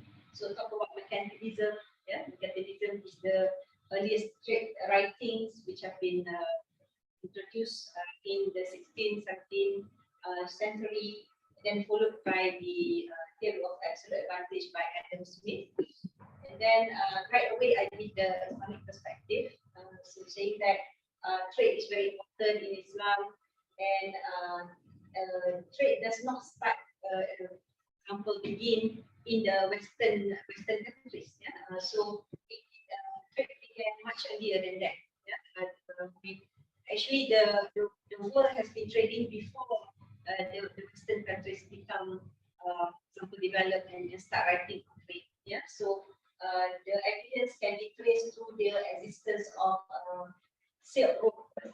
Yeah, so where we can see that there were trade activities during between several continents. Yeah, and then when I also mentioned the Prophet himself was involved in trade. Yeah, so where he led a mission to Sham, yeah, from Arabian country. And then also in terms of the writings on the international trade, so it did not start with mercantilism writing, which was in 17th and 18th century. So there was evidence that the earliest trade writing in the Muslim world was in the 11th century. Yeah, and then followed by the Opus by which was in the 14th century. Yeah, basically these writers precede hundreds of years before the Western writers. Yeah. Then I show them the map, basically the Arab trade routes. Yeah, so which span actually from Asia. So at the Srivijaya Empire is one to Morocco. Yeah, to Morocco. So you can see Tangier and so Spain is where, and then the Silk Road is from Spain. Yeah. So the with the Anapolia and the is now located, and then the area of the Soviet Union, yeah, so the Uzbekistan and those countries, and then straight to China. Yeah. So so that our students get the idea that the international trade started actually earlier, much earlier. So and the map also showed the Abbasid dynasty, basically. So you can see the span of the Abbasid dynasty. Yeah. So again, it covers basically many continents: Africa, Middle Eastern, and South Asia. And then, oh, this is very small, but what I showed in the table is that the year that the major writings on international trade was published on. So I mean, it started with in 1377, and then Adam Smith wrote his Wealth of Nations basically 400 years after that. So one of the famous historian by the name of Arnold Toynbee fittingly described Ibn Khaldun as a person who starts ahead of his time and intellectual activities that have been, that have been inspired by no predecessors. So he was able to describe, let's say, the specialization and division of labor 400 years before Adam Smith came up with his absolute advantage theory. Yeah. This is in my book, what I have given when I cover theory of comparative advantage. I gave a table. Actually, I do not want to transfer from the book to the PowerPoint, so I just snapped it from there. So I didn't have time to ask the people to do it. So I just the snapshot of the picture here. So what I have here when covering the comparative advantage theory is that I give the comparative advantage of MENA countries. Yeah, basically we can see that many of the countries in MENA specializes in the raw materials, yeah, and basically raw materials, yeah, raw materials. And only advanced countries like countries that have more capital resources like and UAE, they have manufacturing, yeah, they export manufacturing products, yeah, like chemicals, metallurgical products, etc. But the countries are still light manufacturing, yeah, light manufacturing and raw materials. Okay, so basically the comparative advantage of the Muslim countries lies in raw materials, yeah, lies in raw materials and light manufacturing. And in terms of trade policies, in my book, I highlight the tariff rates, yeah, tariff rates, the differences of tariff rates among the states. Again, the table is longer, so I just capture whatever that really, taken by the camera. So we can see here some of many of the Muslim countries actually are imposing higher tariff, except for the first world Muslim countries, yeah, like Bahrain. Yeah. Bahrain is 3.5, Brunei is 0.02, yeah, very good. And then Indonesia is good, yeah. Also, the lower the tariff is better because when you sell your when you import, that's what that means your citizens will not have to pay high prices, yeah, for that. So this is for import tariff. There are also export tariff, but I do not cover so much on import tariff.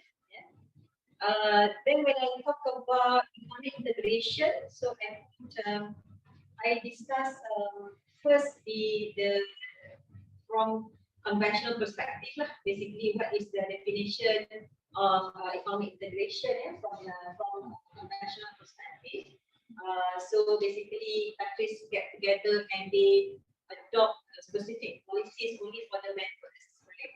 But when they trade with the rest of the world, they adopt different trade policies for them, right?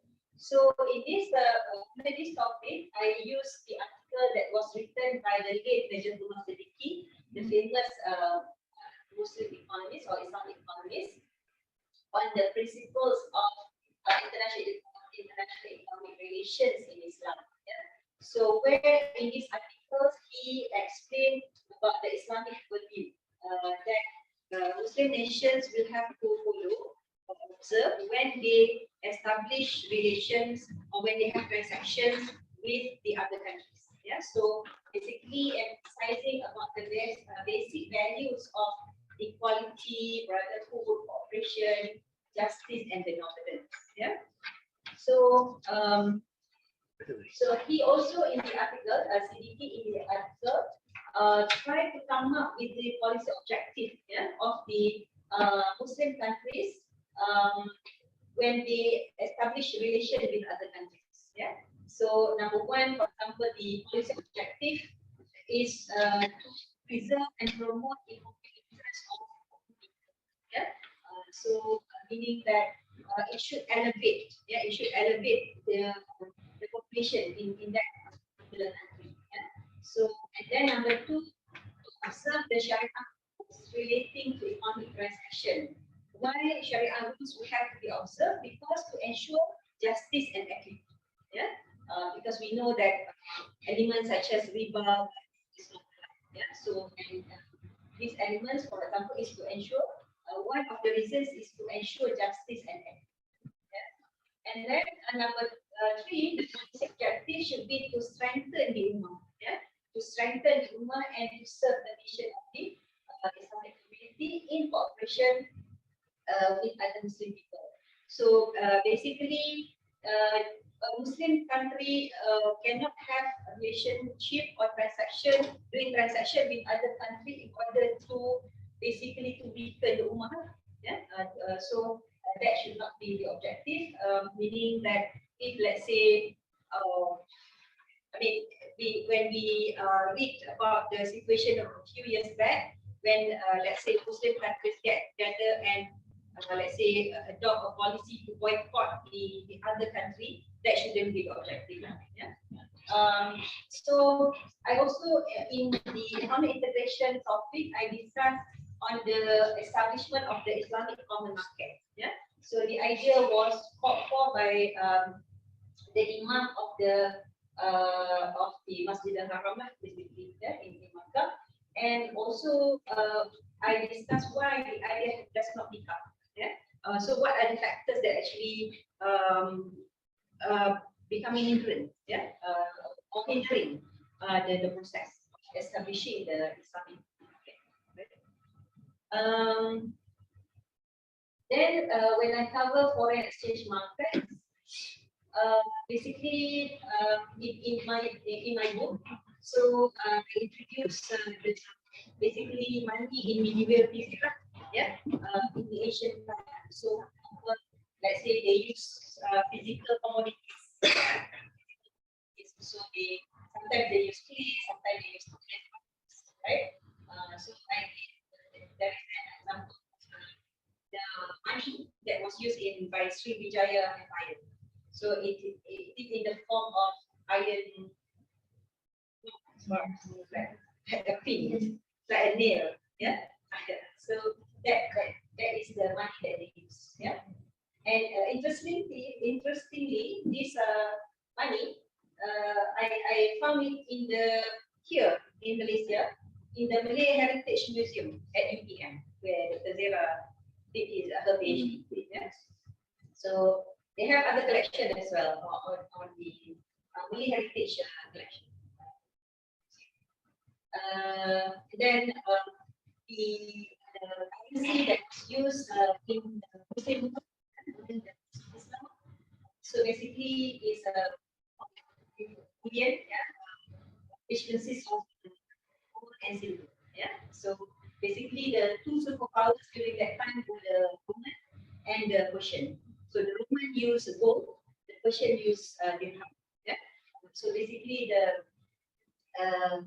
the prophet did not make any changes, yeah, to the currency circulating, foreign currency circulating during that time.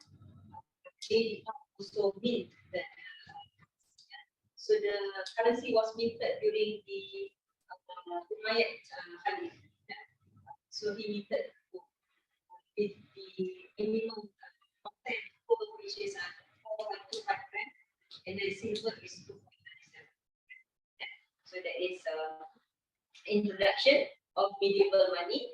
And then under the topic of foreign exchange market, also I discussed I give the example of the exchange rate system that are being used by the currency countries. So basically whether they are using floating system or the fixed exchange rate system. Yeah. And then I cover the different types of foreign exchange transactions. So which consists of swap and forward transactions. Yeah. And then if also the Islamic views of forward transactions, like basically the forward transactions are not allowed because the exchange of the currency is not given on spot. So it is mentioned that in Islamic finance there is Islamic forex derivative, exchange derivative, but because of the time constraint, I'm not able to cover the details of again because there are so many topics under the course. So I just mentioned that there exists Islamic foreign exchange derivatives for example, if delivery for let's say an importer or exporter or anybody who has to cover themselves from foreign exchange fluctuations, basically doing hedging, doing hedging in order to cover foreign exchange fluctuations. So they will be using Islamic forex derivatives. Okay, so that's basically what I covered under the international economics. Just remember when you talk regulations, I remember when I was taking my thesis master, the stability of the purpose single currency formations. Okay. Yeah, some ASEAN countries, region, and others. So just thinking, how do you also mention in your international study? What is the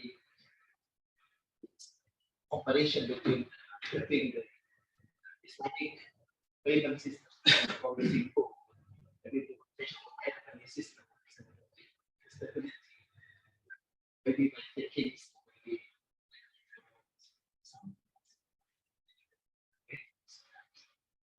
This is the humble question. Because of the constraint of time, I'm not able to run in that detail. But I mentioned that let's say you took more than 10 years to come up with a single currency. Yeah. And Europe is quite homogeneous. Yes. So, but it's not. It's very difficult for OIC countries to come up with a common currency because of the heterogeneity situation that we are getting. And Europe basically has, let's say, leaders that are pushing forward down, right, for the adoption of the common currency. So basically, Germany is the largest economy in Europe, but we don't have, let's say, a leader like that is pushing forward for the agenda. So therefore, maybe it's more difficult, and if you want to do it, also it takes longer time. But interesting. Okay, thank you. Yeah. Okay. So, okay, so I'm done. So now we call our stars.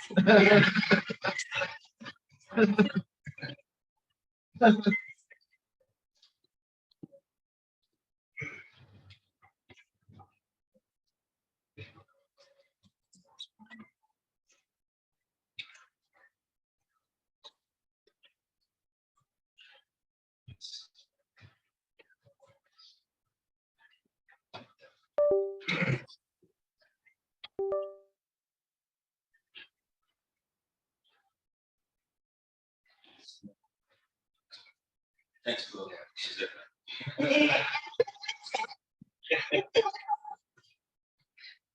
next student today, my colleague.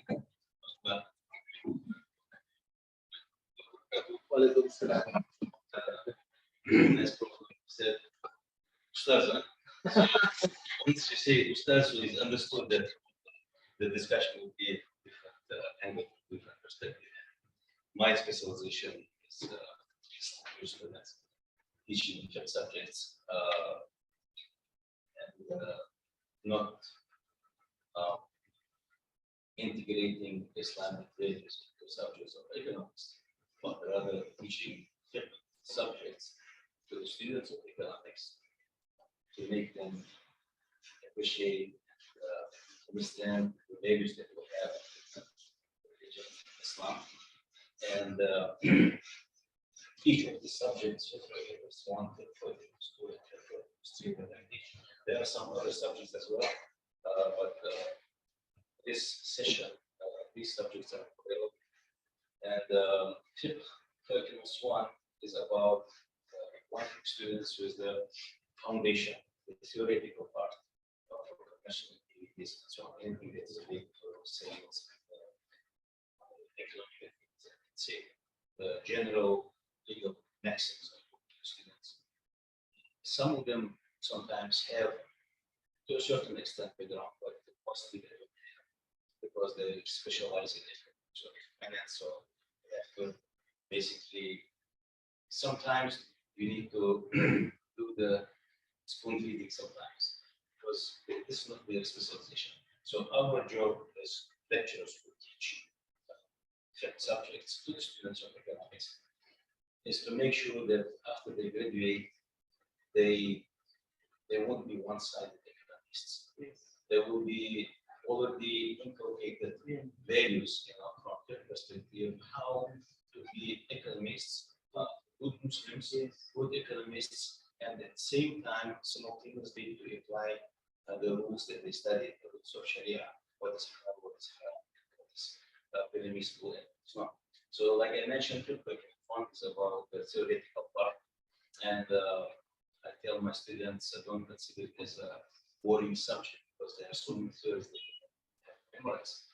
So, if you agree to memorize definitions in the subjects of economics, micro, macro, and others, why don't you memorize some theories here as well? So don't complain. There are so many conditions, so many pillars of the contract, this and that. So you do memorize some other theories, which are written by those who don't recognize ours. But these are Islamic heritage, which is Islamic to us. So think about that and appreciate that. So if for economics 2, of course, students like it a lot because after they have this foundation, so on. 2 is already it's a level where students find themselves directly related to contemporary realities. It's about silk contract, all these contracts which are being applied in contemporary Islamic banking and finance. So they do, of course, study these similar topics, maybe in other subjects, planning and banking and other subjects, perhaps. But when they take it from the fiqh perspective, we go into details, the subtleties that we study, they need to appreciate more. Because of that, that is going to be spoken. Because of that, that is not good. Rather than saying this halal, this haram. For example, those who are not specialized in Sharia, they may teach those subjects, those, for example, contracts, that this is not permissible in Islam and this is permissible, but this condition and so on. They go very fast. But when they take these subjects, we explain them what's the wisdom behind that, what's the objective, what are the complexity of Sharia behind this. So that makes them more, to have that momentum to study more. Okay, so fiqh for economics 2 is basically related to the contemporary reality. And definitely the focus is mainly on issues of debate. To the extent that students after 20 years, you see, start with this teaching riba. Because I say riba is the biggest shaitan that has ever been there in any economical financial system. If you don't understand riba, it means you will not be able to protect yourself. It's very simple. If you are going to go for a competition or for, and even the tournament, for example, any sports tournament, if you don't know the tactics of your opponent, you won't be able to win that, and if you don't know the real riba, where it may come and what are the issues with it, that you will be able to protect yourself. So that's what makes them very be interested to understand it more and to appreciate more. And fiqh for economics 3, if I make it more relevant to what even the economists call it like wealth distribution. It's mainly closer to wealth distribution. So we talk about, we teach zakat, we teach the concept of weight of mal, we teach inheritance. The inheritance is the longest topic that we have in the history. A lot of calculations are done there. The distribution of inheritance, how it's supposed to be done according to the Sharia rules. And the concept of wasiyah is there as well. And we make the subject quite chronological way, if we put it in that sense, like the concept of a gift, present, and so on. Then talking about wasiyah, and then talking about zakat, and then wasiyah, and then inheritance. So I say to my students, you see, life starts with rosy and cozy conditions. When you give gifts, present, this and then you give zakat, you become businessman. Then you get all the way to talk about wasiyah because what's coming. Then finally inheritance. So this is right. To make it interesting for my students. But you see, every lecturer has his or her own approach in presenting the presentation that we prepared today, even though we're having the freestyle of sharing our experience.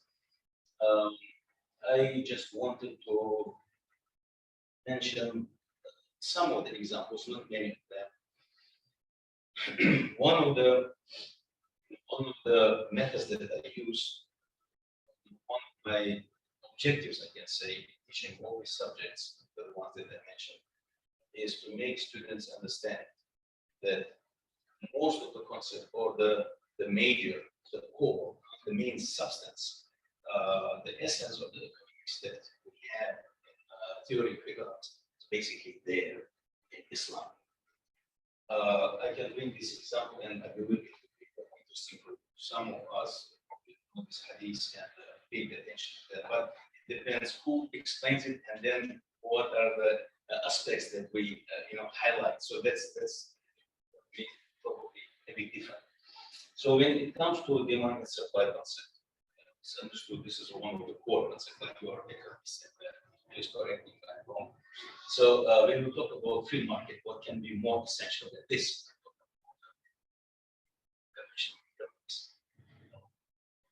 And the price determination is one of those things that we also discuss. So we'll look at the hadith for what happens to them. Some people came and complained of the price that increased suddenly. They came to him and they said, Ya Rasulullah, determine the price, price determination, both the street in Arabic. To go to the market and then you fix the price, then otherwise it's going to be difficult for people to sustain their life and so on. And it's like basically how much you sell this bag of barley or wheat, 8 dirhams, reduce it to 5. This one, how much the pillar, reduce it to 9, and so on. So then fixing the price, right? That's what they demanded or they requested from themselves. And the interesting part of it, Prophet ﷺ responded, Allah is the one who fixed the price, who misfolds, who gives lavishly, and who provides an on Qiyamah. None of you would have a claim against me or any interest regarding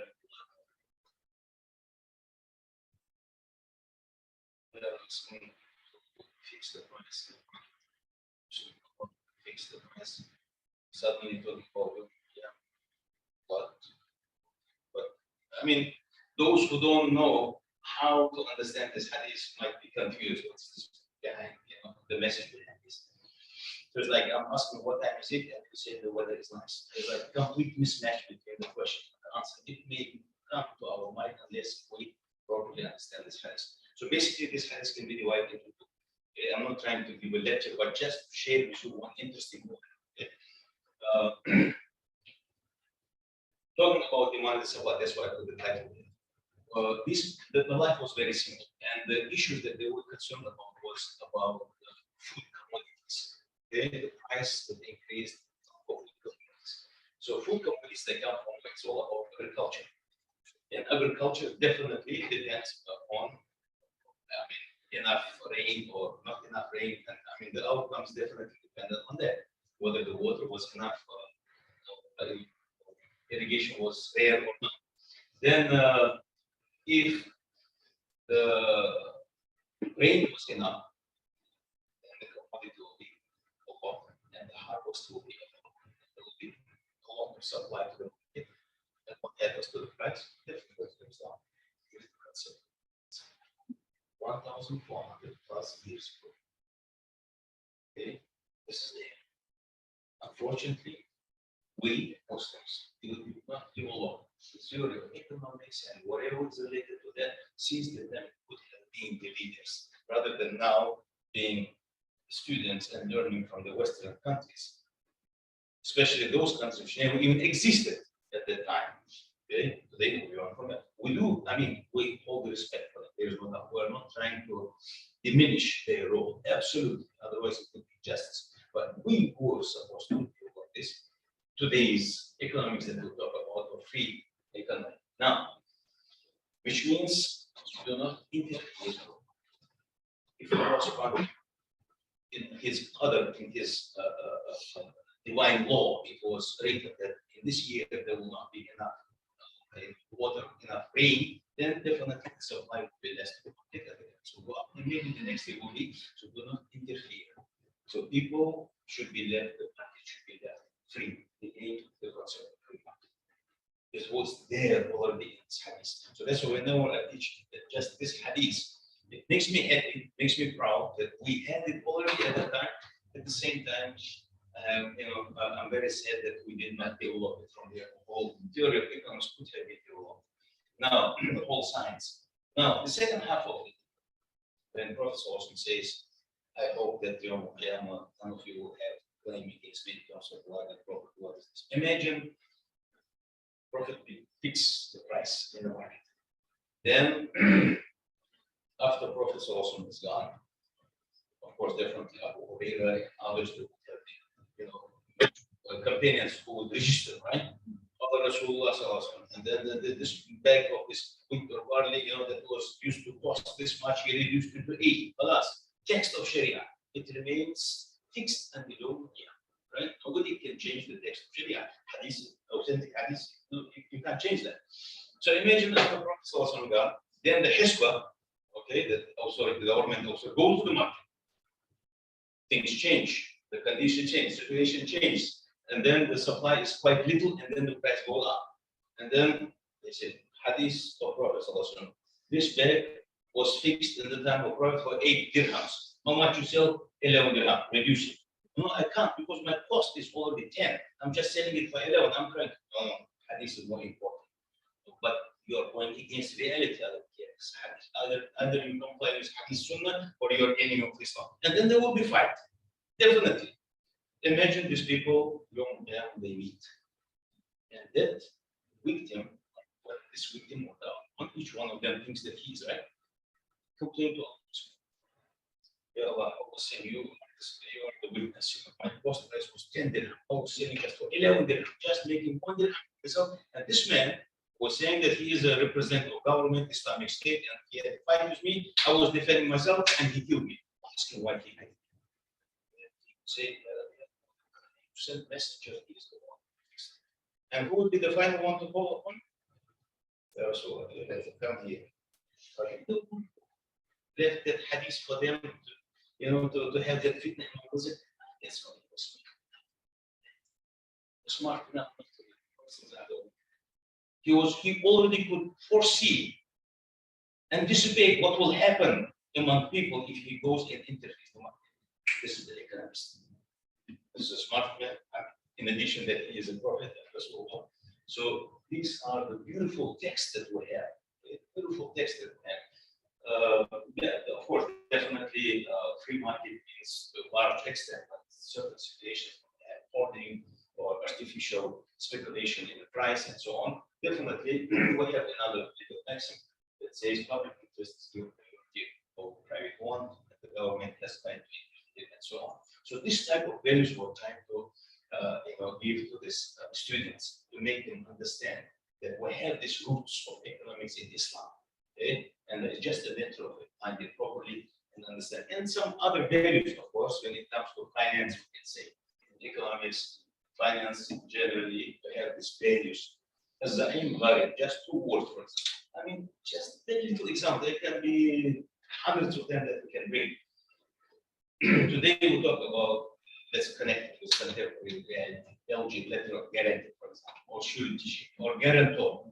Okay. At the time, Professor also made it very clear as the aim variant, guarantor is like you can't run away from this. Once you have given your surety, once you guarantee, it is obligatory for you, okay, to fulfill the promise and to continue with whatever the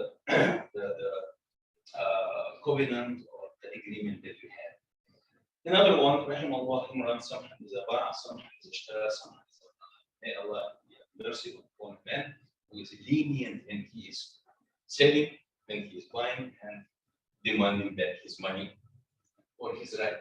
Now, we talk about grace period, right? Banking sector, others, they grace period, you can revise it, you can call it like case by case situations. Like so, I mean, the job or the role of teaching this to make them not to be isolated in medieval age somewhere there, but always bringing them to the contemporary reality to make them, like I mentioned earlier, proud of their own religion and basically to understand that all these norms and ethical rules and values are all available there. And of course, one of them, another one is about real contribution. Real contribution rather than speculation. And I mentioned forex here is good that Prof. Noor stated Islamic forex, even though I have my own reservation about even Islamic forex, but whatever it is, the forex as it is definitely not in compliance with Sharia rules, and it's basically pure speculation. Nothing as such contributed to the real development of the economy, and not far from the Mason again, you can say. Okay, so that's why this is not acceptable to Islam. After that's we were the best earning is when the person comes through his own efforts and the sale transactions from speculation and so on. So real contribution, the tangible one, something that can be obvious in terms of contribution to the development of the economy is the one that is achieved in Islam. Of course, we do not downgrade or belittle those who specialize in IT, for example. I mean, they're just simply sitting and you don't see the buildings or whatsoever, but the programs are so important today that you can't live without them, so that it's also considered.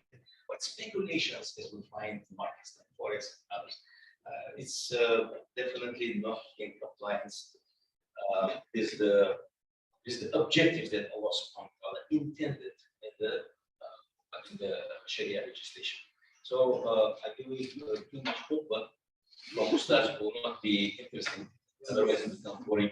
So a few points that I wanted to share with you, please have points.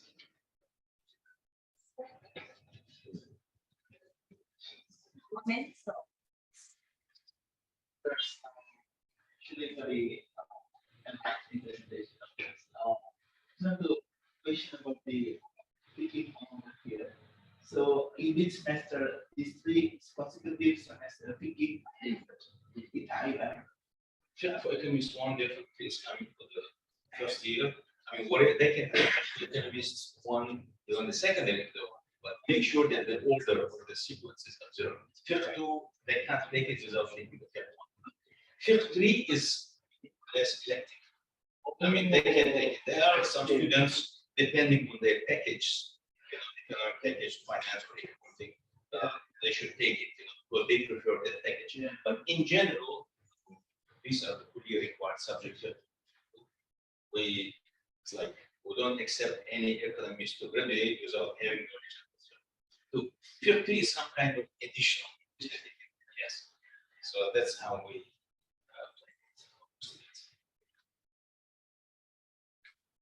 So we have to solve. Yeah, we have. But I put only to make it which are directly related to economics and finance. Of course, we have usul fiqh, one usul fiqh. We have Sharia, we have Sharia public policy. Yes. Yeah, usul fiqh 1 and usul fiqh 2. Yeah, we have that. So this usul fiqh means must be taken before the fiqh. Necessary, not necessary. But what they need to observe is that you can't take fiqh 2 unless you take fiqh 1. You can't take usul fiqh 2 unless you take usul fiqh. Because the background of usul fiqh is usul fiqh. These are basically, I would say, independently standing disciplines, but they have their own curriculum, I can say. Usul fiqh 2, usul fiqh is the foundation. Without that, it won't be possible to understand usul fiqh 2. The same thing goes for fiqh 1 and fiqh 2. Okay, the one that you saw now is not about usul fiqh. It is fiqh economics. Fiqh for economics. Fiqh for economics. So this means that if you wanted to take a fiqh or economics one, they must pass on the usul fiqh. But Not necessary. In order to take fiqh 2, they have to pass fiqh. In order to take usul fiqh 2, they have to pass usul fiqh 1. oh, so this two is Yes. Yes. That's how it goes. Because the foundations, the theories, the legal maxims that we apply in fiqh 2, that are basically based on fiqh 1. And the same thing goes, because usul fiqh 1 and usul fiqh 2 is more into the details of the organic science as well. Not understand like class, the reasons for asbab al-nuzul, the reasons for revelation of this ayah at that particular circumstance, and so on. It's more deeply rooted knowledge. Okay? But this one is very much closer to economic and financial activities. Do you think of this? If in my practice, we don't have usul fiqh. Previously, we have usul fiqh in the practice, but now we delete this usul fiqh and just we have this fiqh, but only one. What do you think about that? I mean, I have seen some institutions where the way they have Yes. fiqh 1, for Yes. example, just fiqh. Yes. If you manage to combine the content of fiqh 2 and fiqh 1 in one, somehow if you manage to teach it in one semester, choosing you think most important element, maybe it is also fine. But here, when you see two independently standing subjects, even though correlated, we give more details, definitely, and we have more time rather than giving you a lot of information. So, but usul fiqh is needed for what? For example, here we have some legal maxims. Liability justifies the given. It's based on what? Usul fiqh will take out some small portion from the Quran and Sunnah and the ijtihad of scholars. How did they manage to come up with the legal maxim? So it's like going even more into the roots of the rules that we study in one and two. Understood? So that's how we. But for students, those who are not that much like concerned about what are the rules there, I just would like to know. So this commercial activity should be done. One and two. Last question, Doctor. The main reference and then how to assess the assessment part of the students for this course. Well, for fiqh 1, fiqh 2, Yes. we have different References. reference. For fiqh subjects, usually most of the reference, of course, are in Arabic. First reference that we have Islamic heritage. Then there are a lot of books that are translated into English. Okay? For fiqh 2, for example, and fiqh 1, we have books, textbooks, which were written by our previous colleague, Dr. Muhammad Yusuf Salim. He has contributed a lot. For fiqh 1 and for fiqh 2, the book is called Islamic Commercial Law. You can get reference more in details if you later on sessions. For fiqh 1 and fiqh 2, fiqh 3 if you want. Happily share it with you. For example, yes. So that's how it goes. But usul fiqh probably, I don't think we need it. The one that Dr. Ibrahim is a fiqh 3. Dr. Ibrahim, myself, and together, three of us, and Muhammad Yusuf Salim. But is about to be published by Triple IT. Yes, we have some everything is completed with that, and that will be the reference to our book for federal history, mostly about what's Islamic. So in grade 3, you actually taught the students to calculate the inheritance, right? Yeah, the longest topic, there are more than 1 month for each one, because so many details. Okay, and we teach them how to calculate. So Yes. they're supposed to be competent in doing the calculation. They do, because at least in my case, I don't give single student unless I call him to the whiteboard and give him some issues and student should solve it now. If he doesn't understand the result, and I find out what's the problem, why the student doesn't understand. They have taken Fond memories. fond memories. So then only I will be able to understand what's the problem for that particular student, where the confusion is. Then I can help. And that one I consider as class participation as well. With my student and the witness.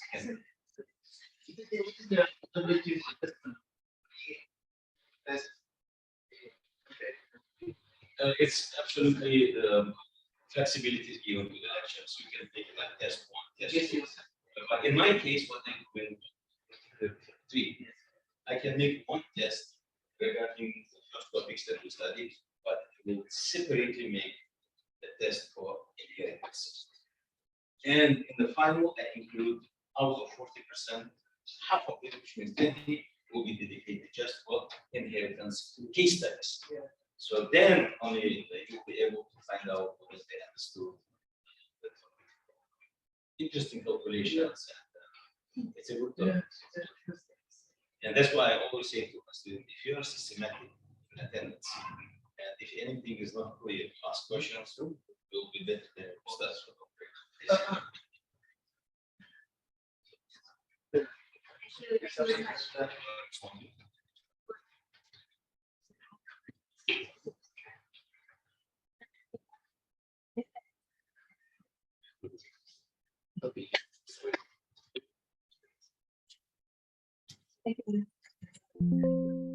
So I think we have learned so much Yeah. with the teachers today.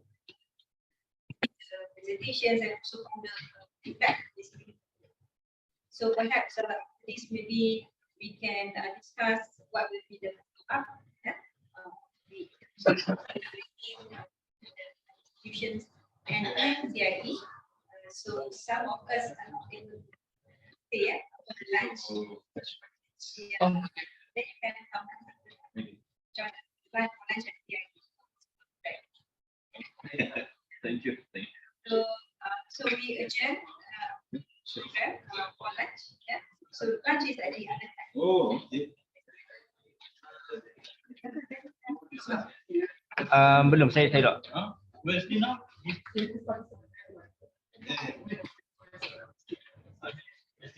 But